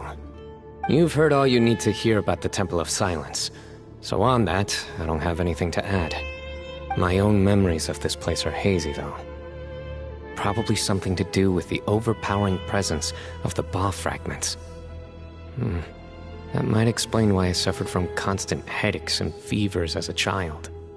I do remember having some fleeting moments of profound emotion when vague images would appear in my mind. But I don't recall much, only bits and pieces. I was still young then, and all I could understand was that there was a strong will inside my mind. Thinking back on it now, I suppose it was Hermanubis' way of trying to encourage me, even if we couldn't communicate. The power that came to inhabit my spirit was probably one of the cornerstones of their whole faith. So if the will and might of Hermanubis is a real, intangible thing, and they are its rightful worshippers, then... You're not gonna give in to their demands, are you? Surely there has to be another way!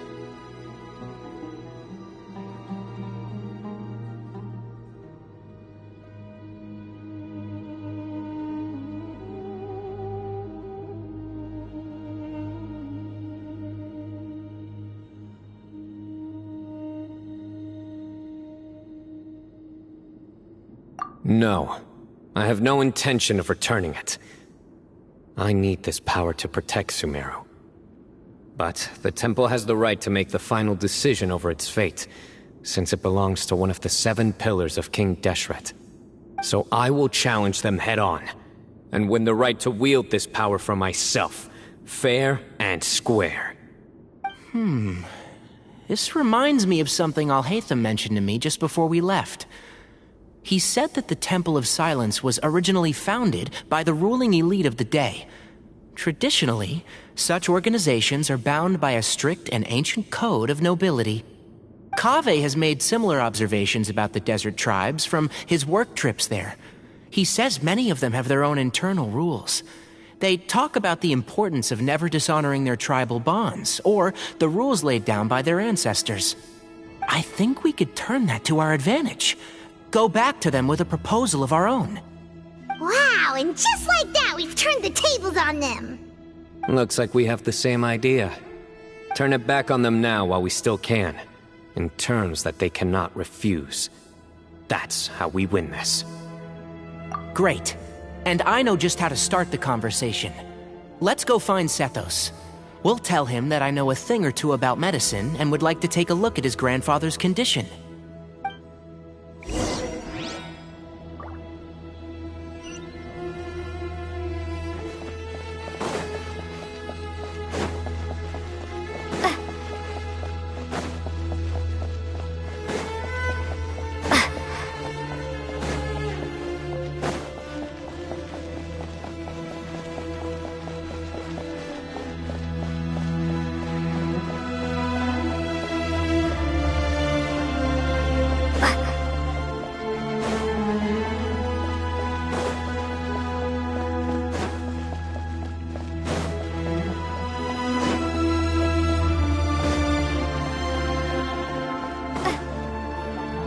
Sethos, let's talk.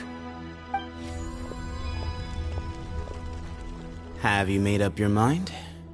We'll get to that, but first, I have some degree of medical training, so I was wondering if you might let me take a look at your grandfather? I have no objections, although we do have our own doctors here. I doubt you'll be able to tell us anything we don't already know. Only one way to find out. Follow me. Keep your voices down. We don't want to disturb him.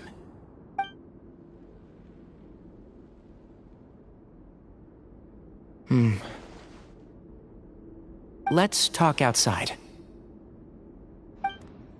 Bamoon has fallen into a deep coma, and his prognosis is quite grave. I'm sure that your physicians have come to the same conclusion. He appears to have sustained a serious injury in his youth, which has been exacerbated over the years by the heavy burden of work and now by the effects of old age. Regretfully, I must inform you that, based on what I've seen with patients in a similar condition, he doesn't have long left. A few days at most. Yeah. I've known for a long time. You're his heir, aren't you? You clearly have a lot of respect for the man. But you also see things differently.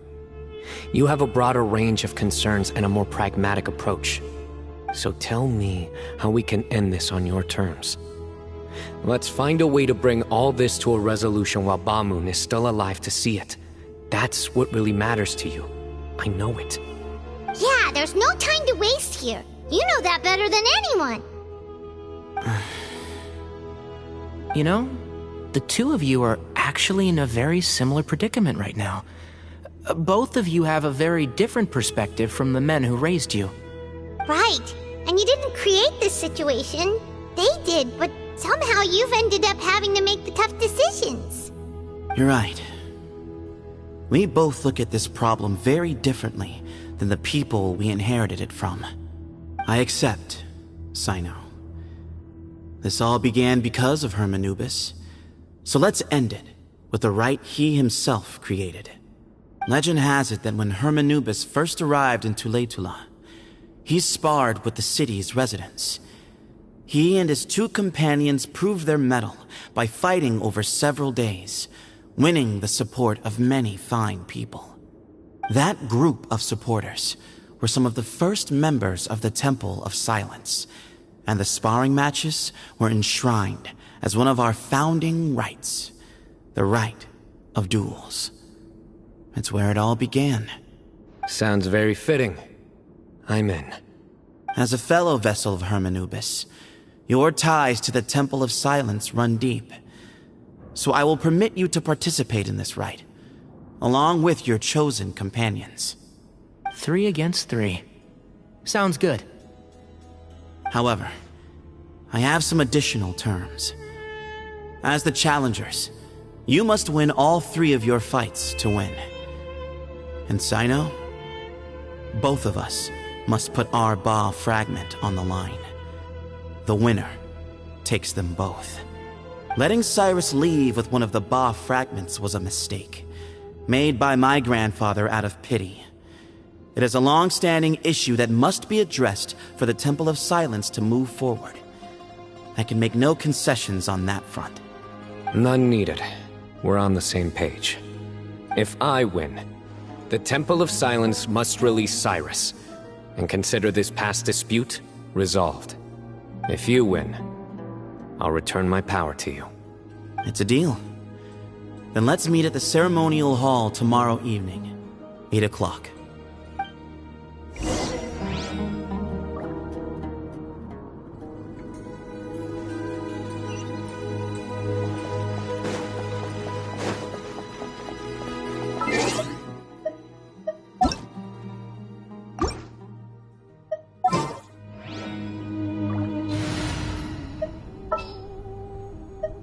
No need to fret. I shall handle this.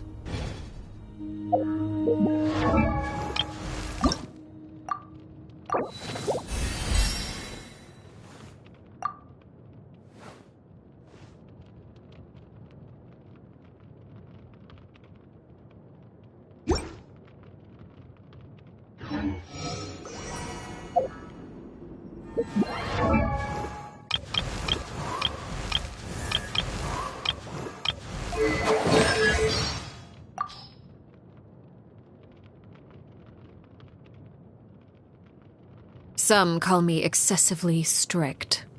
In truth, it is an approach I extend even to myself.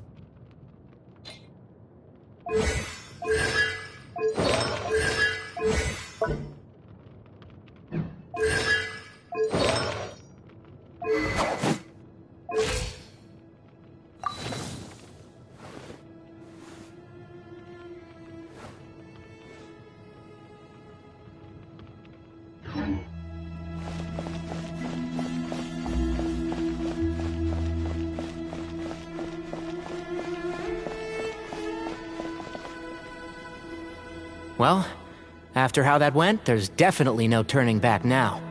There never was. Turning back hasn't been an option for me since the moment the professor slipped away to return to the desert.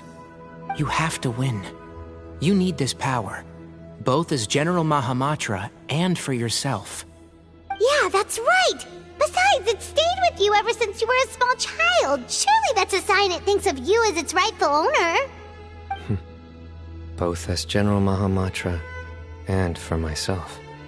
Yeah, when you put it that way. I've had to overcome a lot to tame this power and claim it for myself. Not everyone could have done that. Exactly!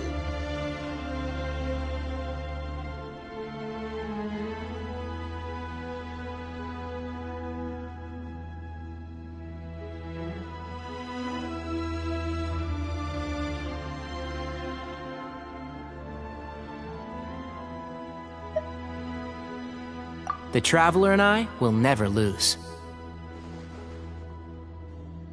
And neither shall I. The desert was home to an ancient and great civilization that, for a variety of reasons, fell out with the civilization of the rainforest. It's just as Dia said. Prejudice has pushed people apart. But there must be personal factors at work here too. I can't shake the feeling that Bamun cares for many more things than he lets on. And I don't think that Zethos is any kind of villain. He's just doing what he thinks is best. Tomorrow, everything will be resolved.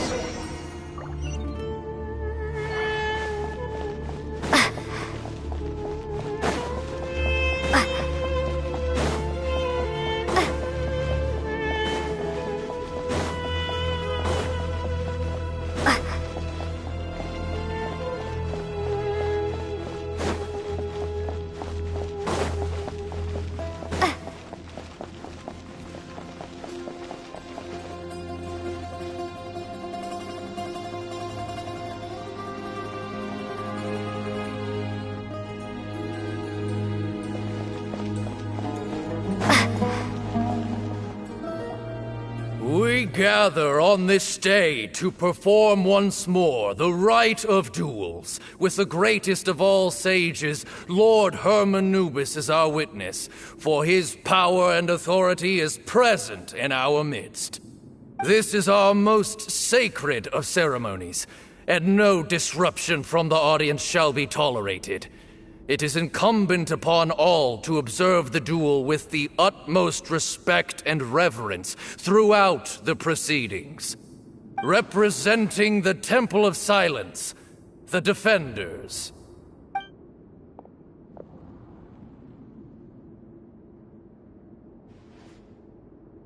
Grandfather, you're here. A rite of duels after all these years. I am surprised by your decision, Sethos. I know what I'm doing, Grandfather. Just leave it to me. Representing the Academia, the Challengers. Ready. We will fight to have our voices heard. Warriors, take your positions and decide on the order of battle. We come not to debate what brings our challengers here, nor what will become of the defeated duelists.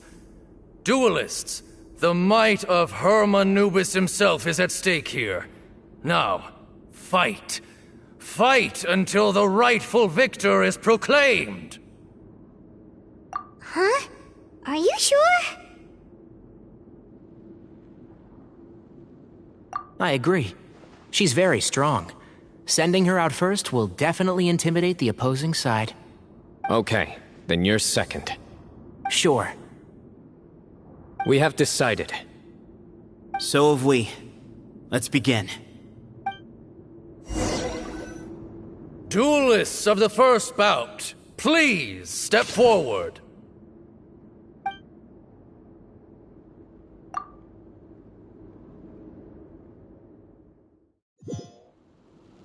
Don't forget, safety first!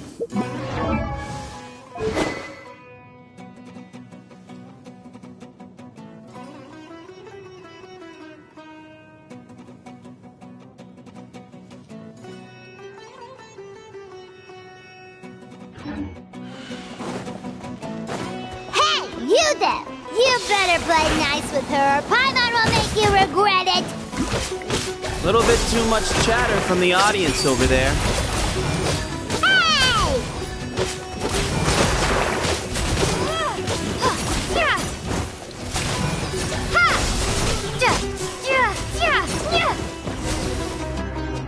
A swift end to the first bout.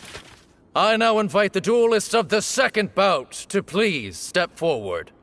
When you're both ready, you may begin. Let's begin. Watch out! He drank plenty of water before the bout, so he should be fine.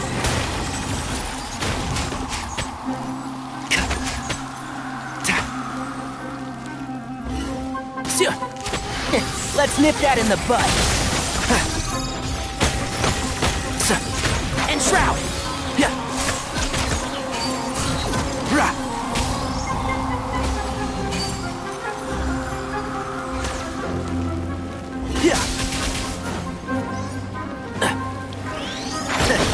One thing after another. I'll uproot you.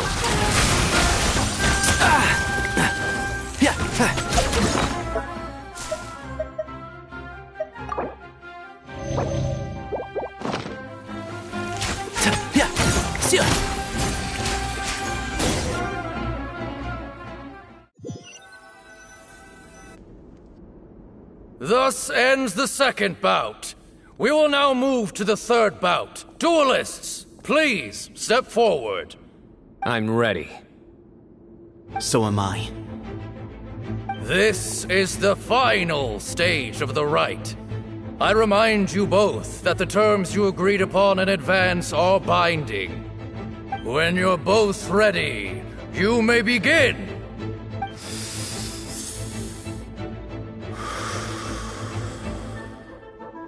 I am Sethos, vessel of Hermanubis, grandson of Ba Moon, the leader of the Temple of Silence. For many years, we have kept our covenant with Lord Hermanubis by guarding the secrets of King Deshret. And even in our darkest hour, when we could not see a way forward, we chose not to abandon hope, but to embark on a brave new experiment so that we might prevail. We earnestly sought Lord Hermanubis' wisdom and power, longing to see his spirit and his light descend upon us. Now, I will fight to become the rightful wielder of that power! I am Cyno, General Mahamatra of the Academia, student and successor of Cyrus, the Sage of Spantamon. I fight in defense of my power, my professor, and my nation. And you, I think you left some things unsaid. This is a sacred duel, and Hermanubis is watching. So bare your soul. Everyone, old and young, fit and frail, they're all waiting to see how this duel will end. My grandfather is a wise leader. He is also known to be a ruler who is not afraid to get blood on his hands. I understand his beliefs well, and I know what he expects of me. But our faith has held us back for too long. After I grew up, I went to the rainforest once, and I saw for myself the people of the city. Times have changed. The people of Sumeru are happier and more free now than in the past.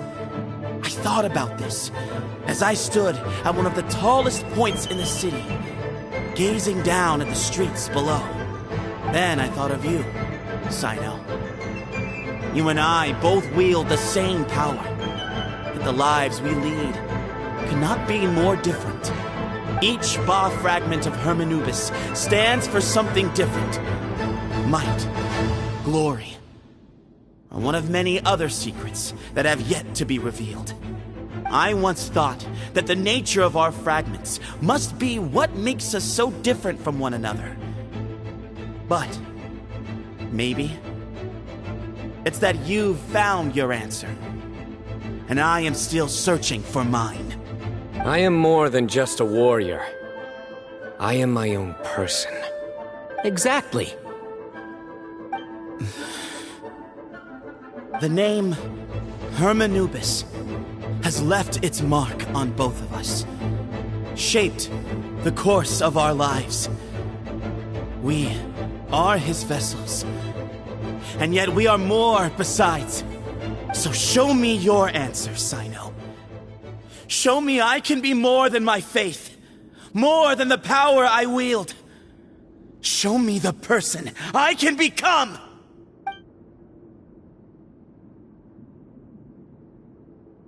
Bring it on!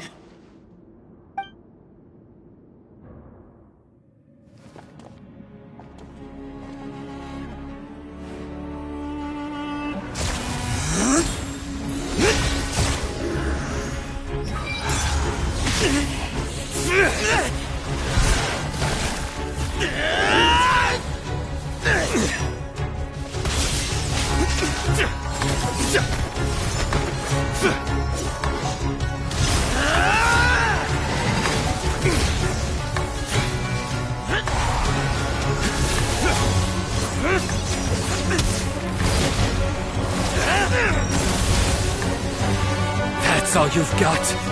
What happened to searching for your answer?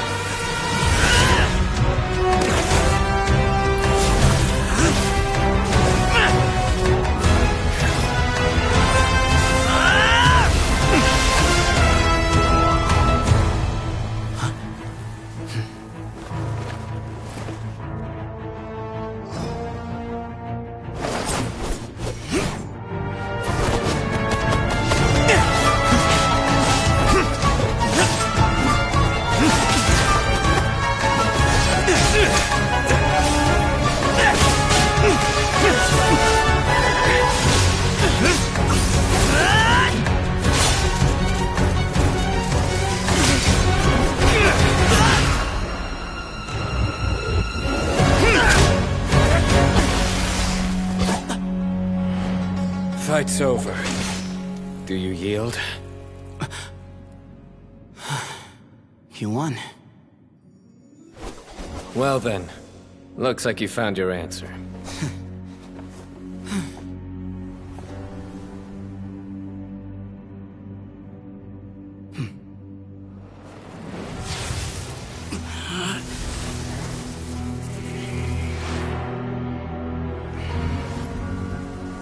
I give his glory to you.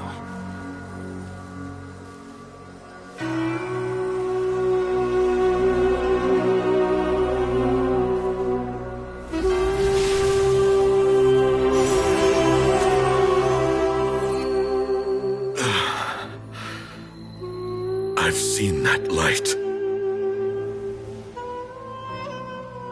That is the light of our Lord, the great Hermanubis, priest over all other priests. His spirit dwells within that lightning, and his will lives on. Once a warrior of Tynar, he emerged from the barren desert sands to serve the god king Al-Ahmar. After the death of the god king, Hermanubis gathered his followers and the Tynarian priests and led them to the city of Tule-Tula. There, they founded the Temple of Silence, and from that day forth, we became stewards of all knowledge that survived from King Deshret's civilization. Barely a century passed before war ravaged the desert. One by one, Eremite leaders took up arms against each other in battles that would devour what little remained of their civilization. Only the wise city of Tule-Tula was spared under the guiding hand of the Tynarians. But peace did not last. Coveting the knowledge of King Deshret, the beasts set their eyes on Tule-Tula. The king of Gurabad laid siege to the city and ordered the sages to surrender to him the Temple of Silence as proof of his victory. The ruling elite colluded with their oppressors, betraying the temple so as to hold on to their rule over the city. They declared that the knowledge guarded by the temple was the true cause of corruption. These were dark days, and we faced enemies on all sides. Our Lord had long since exhausted his strength, keeping the forbidden knowledge introduced by King Deshret at bay. To ensure the temple's continued survival, he broke his being into many pieces and began the ceremony of Hermanubis' legacy, bestowing his power upon his mortal followers. With this power, the temple was able to defeat the tyrant's army. Yet, we were not hailed as heroes. Strange and unfamiliar as this power was, it struck fear into the people's hearts and drove them to reject us. In the end, the people of the temple and the Tule-Tula Tynarians left the city for good and made their way to the rainforest. What followed next was inevitable. The elite of Tule-Tula fell and were decimated. War engulfed the desert. And we wandered from place to place, always in hiding, all the while keeping close watch over our secrets and staying true to our mission. Betrayal forced us out of the desert and into the forest. Then mistrust drove us from the forest into the desert once more. We have lived in exile for far, far too long. Yet, today, the Temple of Silence has borne witness to the glory of Hermanubis once more. Thank you.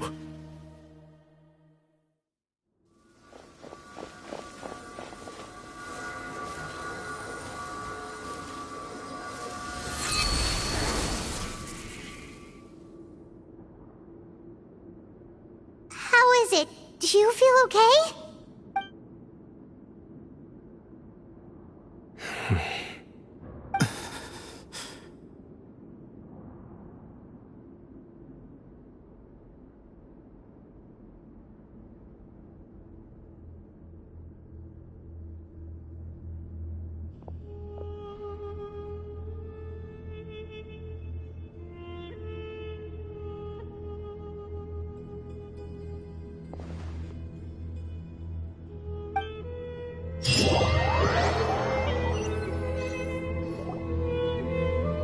Grandfather.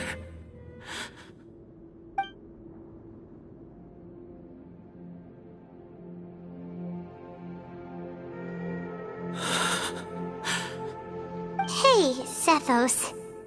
You'll get through this. I know. I'll miss him.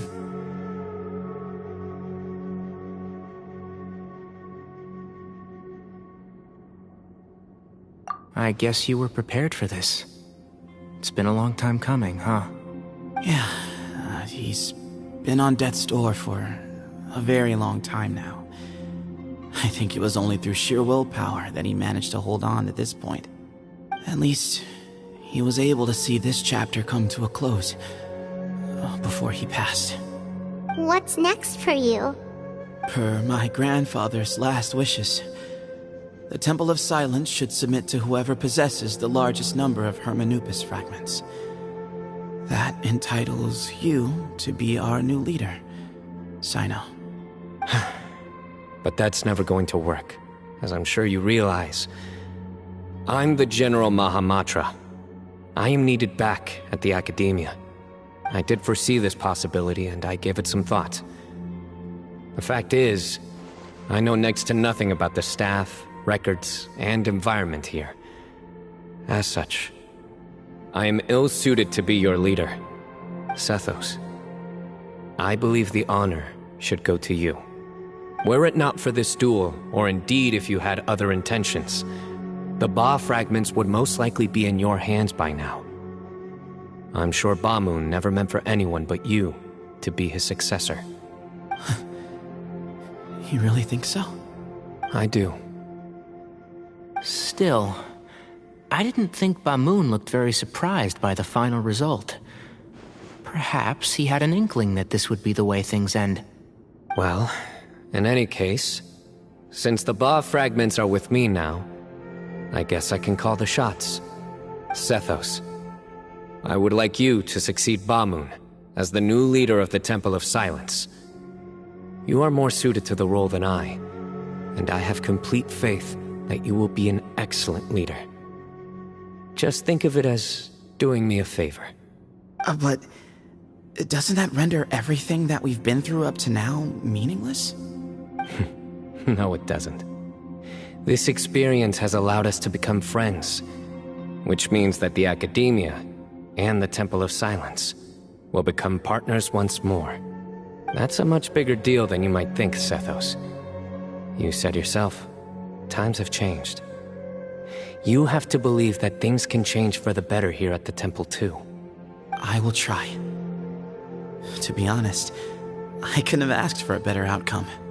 Actually, part of me wonders whether Bamoon's intentions from the very beginning was just to create enough pressure to force us towards a duel. That way, no matter who won, one of us would have to surrender our Ba fragment, and the power of Hermanubis would be concentrated in one single person. Had you won, the Temple of Silence would have doubled its strength. And were I to win, he correctly anticipated that I wouldn't suddenly drop everything to become the leader of the temple, much less integrate the temple into the Academia by force. He knew that the temple's future would depend not just on the guidance of Hermanubis, but the support of the Academia too. So he made it his responsibility to ensure his successor would be free from the burdens of the past. His plan meant that whoever ended up succeeding him, they would have an easier time interacting with the Academia. With one single letter, he lured out the professor. No matter what happened after that, it would result in a net benefit to the temple. And here I thought the General Mahamatra wouldn't care for all these trivial details. You're absolutely right. Grandfather and I considered this from every angle. We had to find a way to mend our relationship with the academia. In that sense, the right of duels was just a means to an end. Thank you for everything, Cyno. As a gesture of our gratitude, to those that you and Lesser Lord Kusanali deem worthy, I will grant the honor of access to the Temple of Silence for their pursuit of knowledge. The Temple of Silence has a wealth of information on King Deshret's civilization, more than any other organization in existence today. In times when you need information that only we can provide, we will be here to support you. But you must be exceedingly careful with your selection of candidates, lest you lead humanity to repeat the same mistakes. By the way, Tainari, my grandfather was so happy to see you.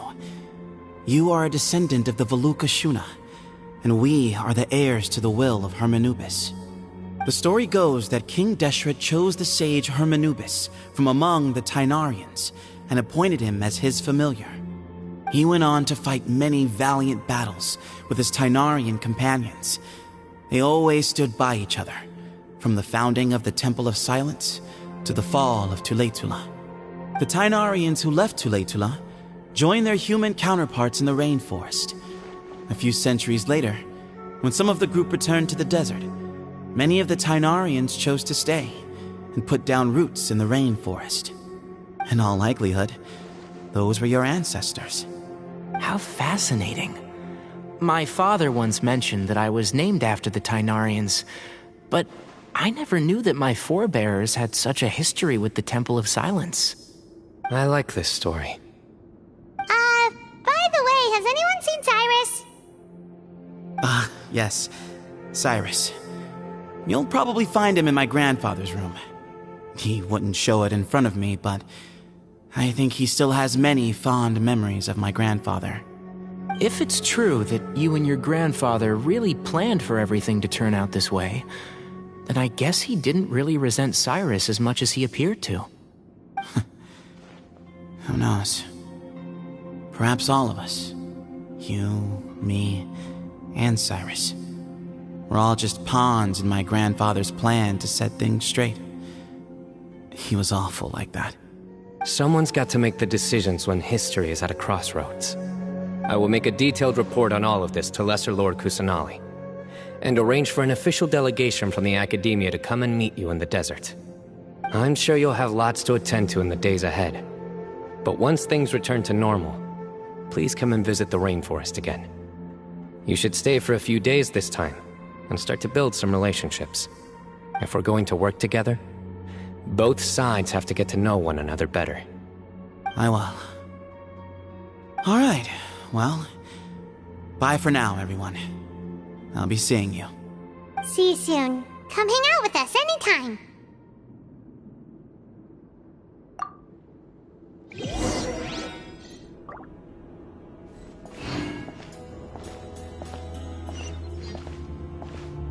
Grandfather, we did it. We achieved what we set out to do. From this day on, the Temple of Silence has the chance to work with the Academia once more. Real change, real opportunities. They are now within our grasp.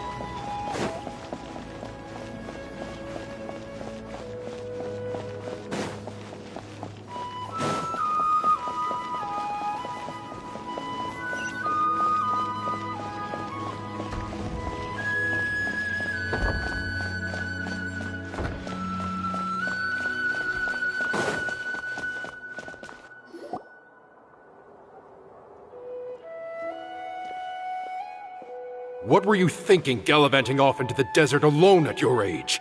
What if you take the bucket, You told not a soul what you were up to, designated nobody to handle your affairs, and left everyone scrambling frantically to try and figure out how on earth to clean up the colossal mess you'd made. Oh, please, will you stop your yelling? What other choice did I have? What do you mean, what other choice? Do you mean to tell me that after all your years of learning, and sagehood no less, the only idea you could conjure up in that white-haired walnut of yours was to shoot off into the unknown like some hot-headed 20-year-old adventurer? A one-man suicide mission, That's the best idea that one of the finest minds of a generation could come up with, is it? It astounds me that you survived the journey, and you're lucky that Ba Moon didn't finish you off when you arrived. All right, all right. Honestly, the way you're going off on me, it's like you wish you'd been there to lend him a hand. Does it mean nothing to you that I'm your colleague and former classmate? I've got nothing more to say. What's the point of berating an old bag of bones? What do you mean, bag of bones? I'm a flesh-and-blood hero who, despite his old age, saved our General Mahamatra from being stripped of his powers. Okay, look. Fine, I admit it, I was in the wrong. How can I make it up to you? What about, a month's work at the Academia? 1 month? Try 3. Tighnari's master is really laying into Cyrus. Let's give them a wide berth.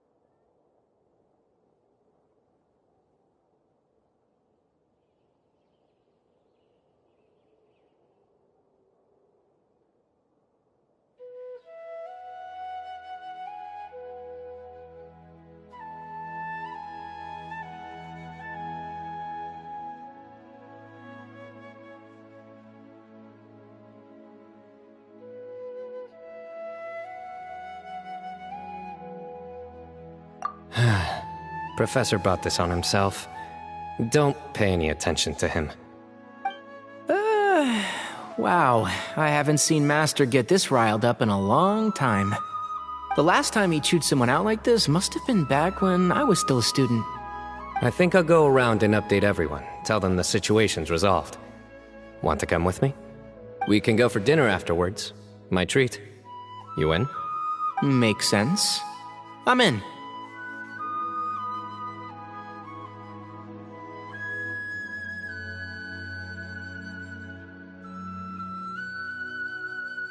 Paimon's coming too! Let's go!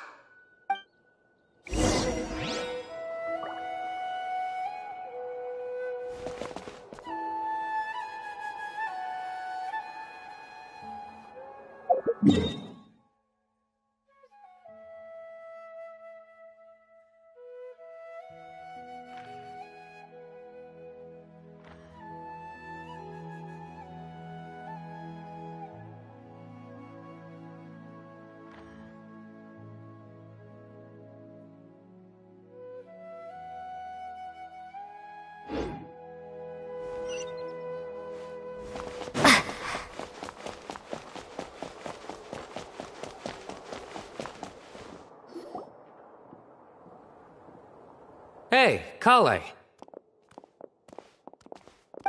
You're back! Well, look who we have here. Would you mind explaining to me what has been going on this past few days? I heard you all ran off into the desert and got embroiled in a major catastrophe. All taken care of. That does not answer my question. How could you be so careless? That goes for you as well. Yes, and you too. When you run into problems, you really ought to ask for help, you know? I've been around the block. Don't you think it would have made sense to involve me? And let's not forget, I know the desert like the back of my hand. Now would not be a good time to attempt to argue with Farazan. You're right. Mm-hmm. It's not the first time that I've had to talk to you about this sort of thing either. You need to learn that there are times when the right thing to do is get a more experienced member of staff involved. Do I make myself clear?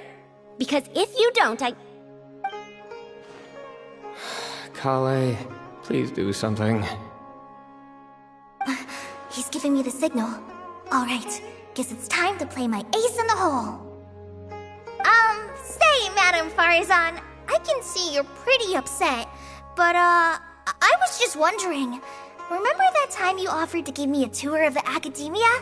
Does that offer still stand? Huh? Wait, did I hear that right? Kale, you remember? Wonderful. Well, of course the offer still stands. Come on. Madam Farazan will show you around the old classrooms. Poor Kale getting dragged off like that. Also, check out Farazan acting like some sort of official academia tour guide. Kale! Cup. Huh? What? Oh, right! What do you mean, cup? You need a cup. I can get you a cup. Oh, it's nothing. Just Master's way of reminding me to stay hydrated while I'm out and about.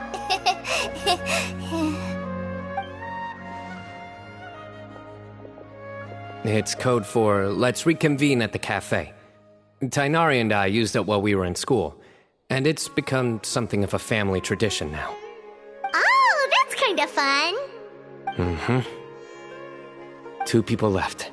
Let's bring them along, too.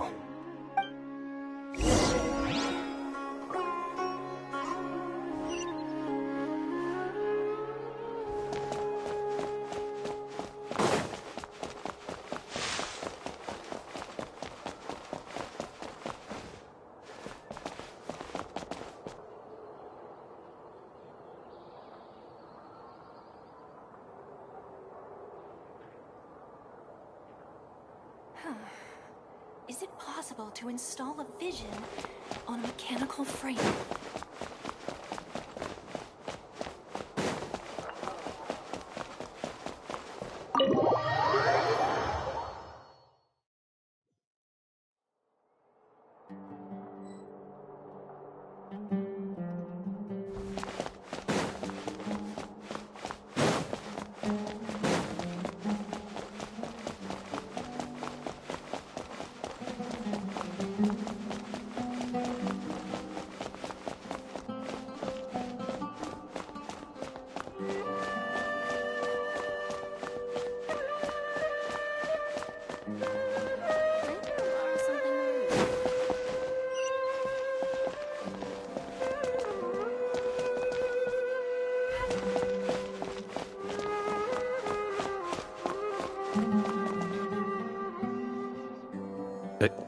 Am I hallucinating? Or do I see Kaveh and Alhaitham engaged in diligent studying? We're just reorganizing all the books we used. Look, there's a whole mountain of them.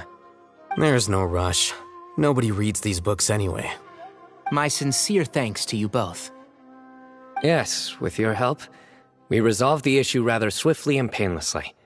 And the outcome was better than we could have hoped for.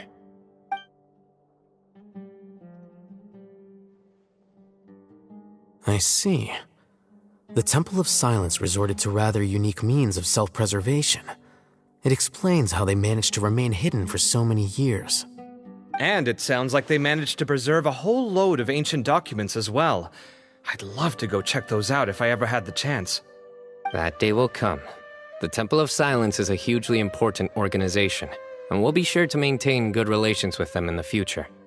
Now, as a token of my appreciation, I'd like to treat everyone to coffee. Sounds good. Yeah, sounds great. Although after the last few days, I don't know if I can handle another coffee, but I can just order something else. Sure. Let's go.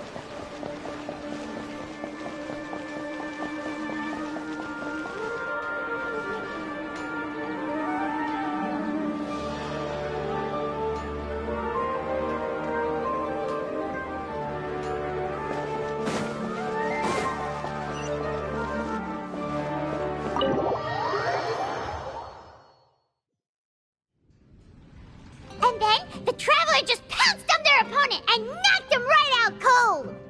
Then there was Tainari. He put up an amazing fight, too! We ended up winning all 3 bouts! Whoa!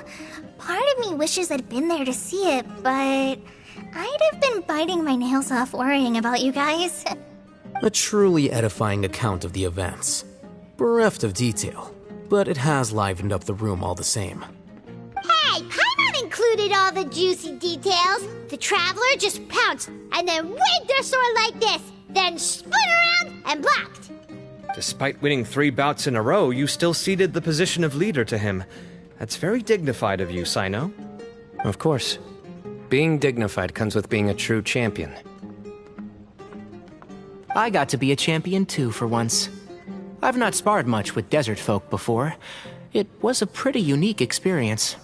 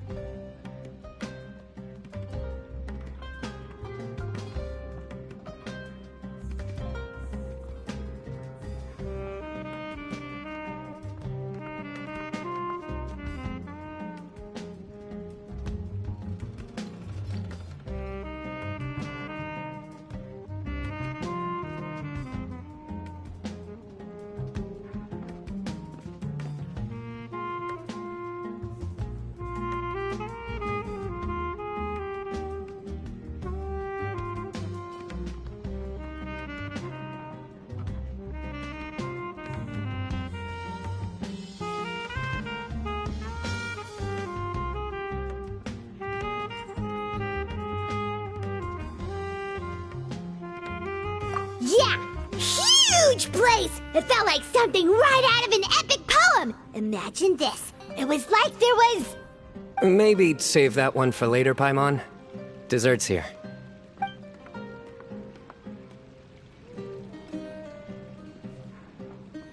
I think that'll do me for today. Shall we stop off at the House of Dana again before heading home? We should probably finish putting all those books back. My thoughts exactly. See you around. I should get going as well. See you all later. Make sure you get some good rest tonight. I need to go say thanks to the Core 30 for their help. Also, Sir Nephis says he wanted to introduce me to some of the Academia's work processes. So, I gotta dash too. Kali's come a long way. She's much more confident at dealing with other people these days. Everyone's a work in progress. You never stop learning. Yeah, true.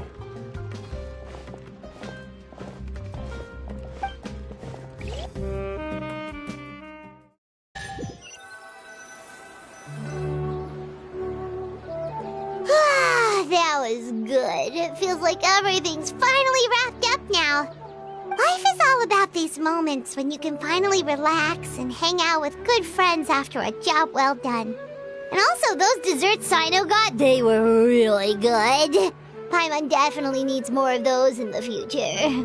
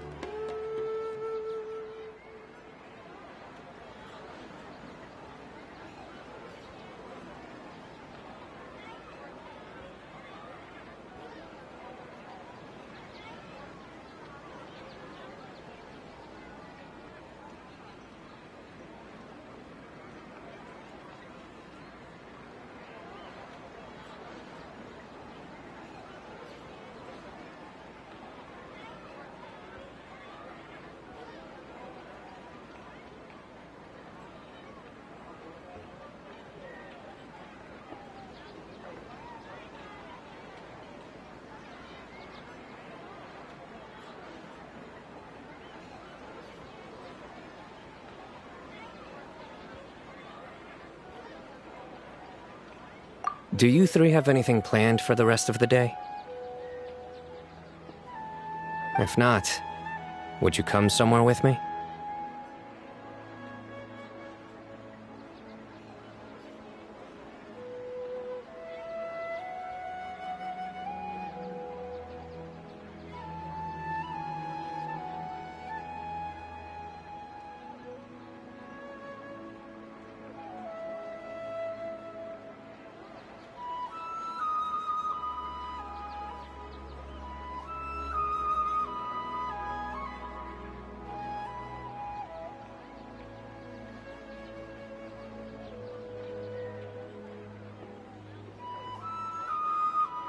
That's a secret for now. Wouldn't want to spoil the surprise. Okay. I think I can guess what you're talking about. It'll definitely be a nice surprise. Well, now Paimon's curious. Come on, let's go.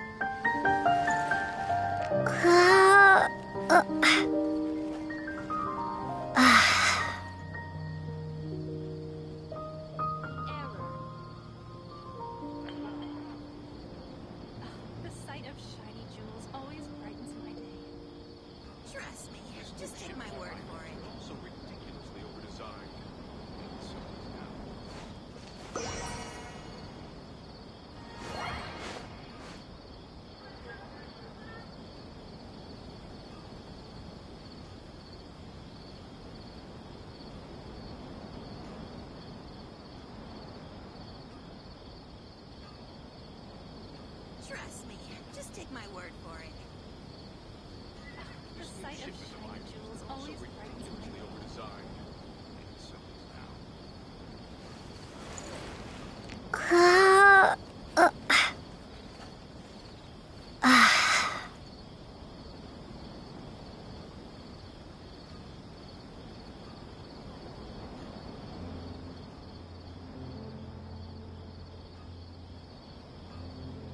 Trust me, just take my word for it.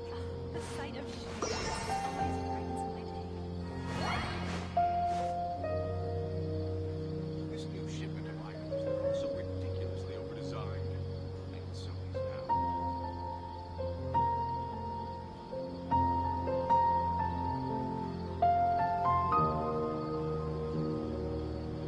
Trust me, just take my word for it.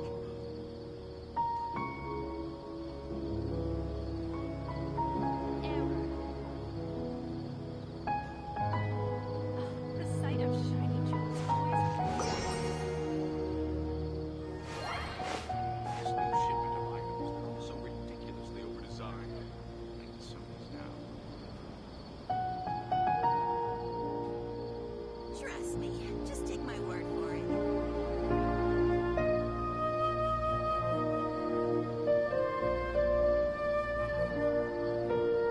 The sight of shiny jewels always brightens my day.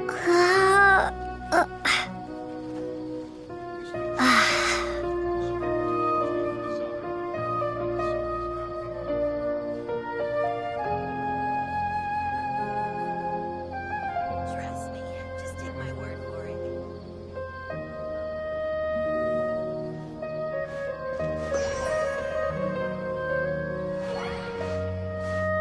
The sight of shiny jewels always brightens my day. This new shipment of items, they're also ridiculously overdesigned. And so is now.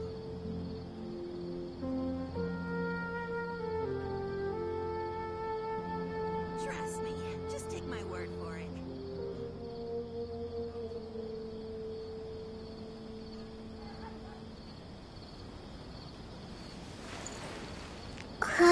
The sight of shiny jewels always brightens my day. This new shipment of items, they're also ridiculously overdesigned. And so is now. Trust me, just take my word for it.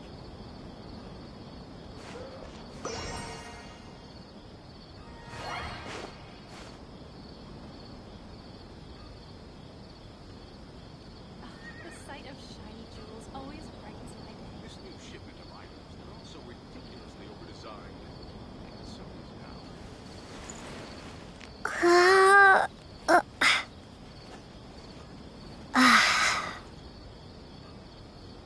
Trust me,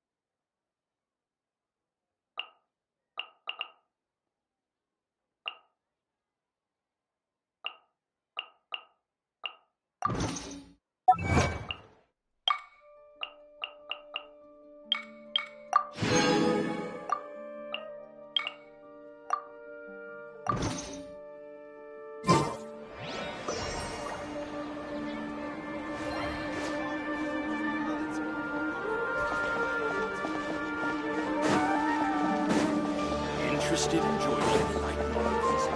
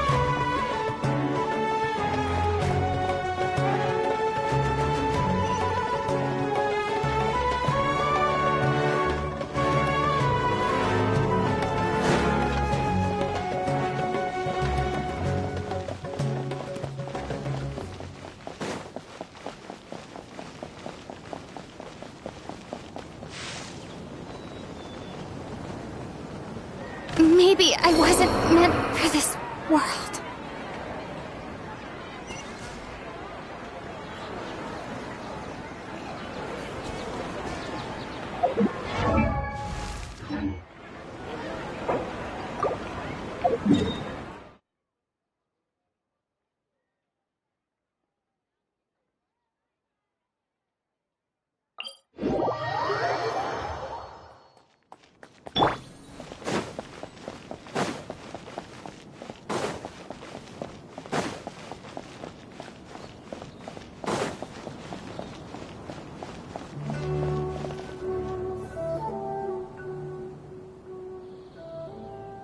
Been a while since I last made my way up here. Wow, look at this place! We're so high up! Need any help?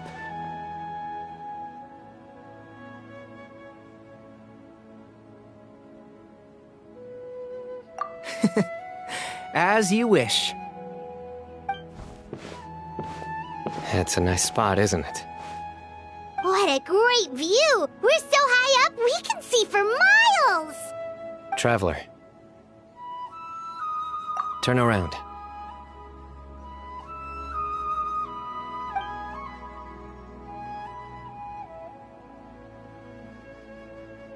This is my secret base. Somewhere I only bring my best friends. When I was a student, I used to slip away and climb up here all the time, just to clear my head. I was quite young then, and hadn't made too many friends yet. Back then, I had a lot of the same questions that Zethos was asking. Who am I? Why do I have this power? And what should I be fighting for? Our gifts help us to find our rightful place in the world. That was my experience. And I'm sure Zethos will figure things out in his own time, too.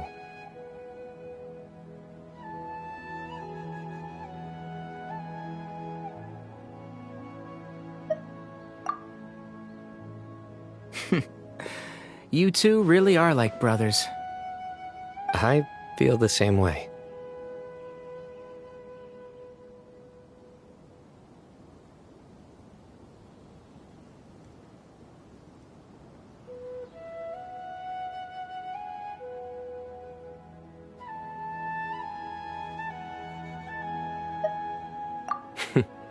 Of course. I see no need to be humble when it comes to the facts.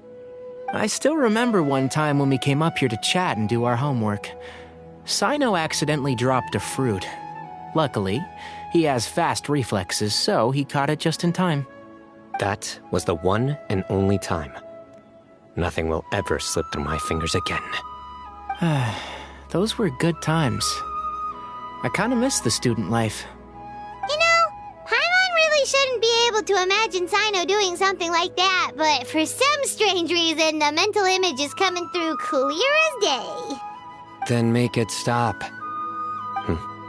There's somebody there. It's Professor Cyrus. You guys carry on without me. I'll be right back. Okay. Huh? Hey, you're not supposed to jump down! Be careful!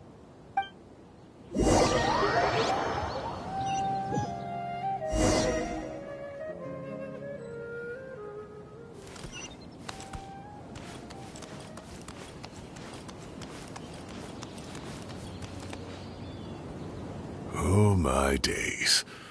I can't believe how stupid I look in this one. Professor, what are you muttering to yourself about? Cyno. Ha, just the man I'm looking for. Guess what I found in some old notebooks? Some old photos? Can you believe it? This notebook was just sitting in a pile of odds and ends in the sage's office. I must have forgotten to take it with me, and no one's touched it since. It was still right there. I was at the Academia earlier to discuss my workload with Nephis. I swung by the old office to have a look around and just happened to cross it. Well, time flies. Look how tiny you are in this picture. Still a kid.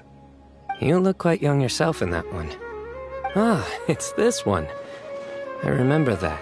Lisa took it, didn't she? Yep. Looks like her work, all right. Who else could have found just the right angle to make me look so unbelievably hideous? And this one. Looks like we're both dozing off. Oh, cheeky girl. Taking secret photos of us without our knowledge. Is there something you'd like to say to me, Professor? Like what? Like, these are good photos, aren't they? Hey, at moments like this, I hardly know where to begin. I can't pretend I'm a good person. Bamoon had every reason to despise me. And well, so do you if you feel the same way. Don't be ridiculous, you old codger. Is that not what you wanted me to say? Oh, I've dreamt of that place many times after leaving the desert. Sometimes I've dreamed that I was doing research with them again. And other times, I dream of the day they saved my life. Oh, it was one of the happiest times of my life. We all learned so much from one another. You've matured so much over the years, Cyno. Since you're my professor, I should save you some face by not calling you out on all the non-answers you just gave. So, I will do the right thing and keep my mouth shut. Good thinking. Take your own advice next time. Seriously, why bully an old man like me? I thought heroes were supposed to be gracious. Hey, wait, how did I not notice this one earlier? Lisa strikes again. Just how many did she take? Look how cute you were when you were little. I remember how well-mannered you were back then, too. Yeah, and look how serious and professional you used to be. Oh, I can't compete with you anymore. First you get better than me at the deadpan jokes, and now you're besting me at those little quips, too. Don't say that. I still have a lot of respect for you. That's more like it. Hey, what would you say to meeting up with Lisa again sometime? I'd like that. Let's find a time and pay her a visit in Mondstadt. All right, I'll add it to my schedule. Let's go next week. Wait, no. Next week is the tomato growing competition. I have got to beat Zaha Hadi. Or you could find a real hobby, Professor.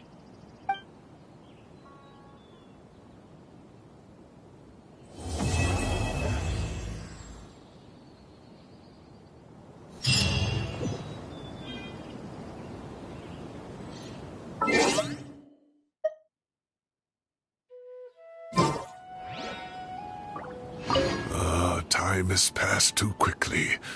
The children have all grown up. But it turns out grown-up kids are no use. When Nephis comes after me, Cyno still can't do anything to protect me. Oh, that boy.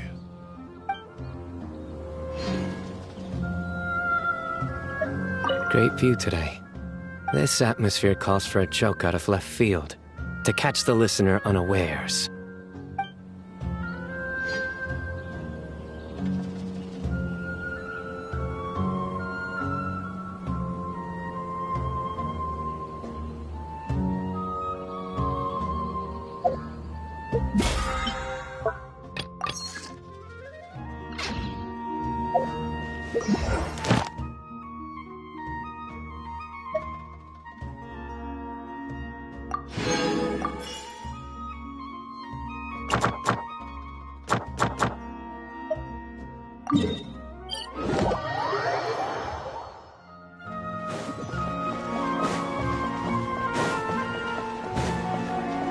Ad Astra. Thank you for completing.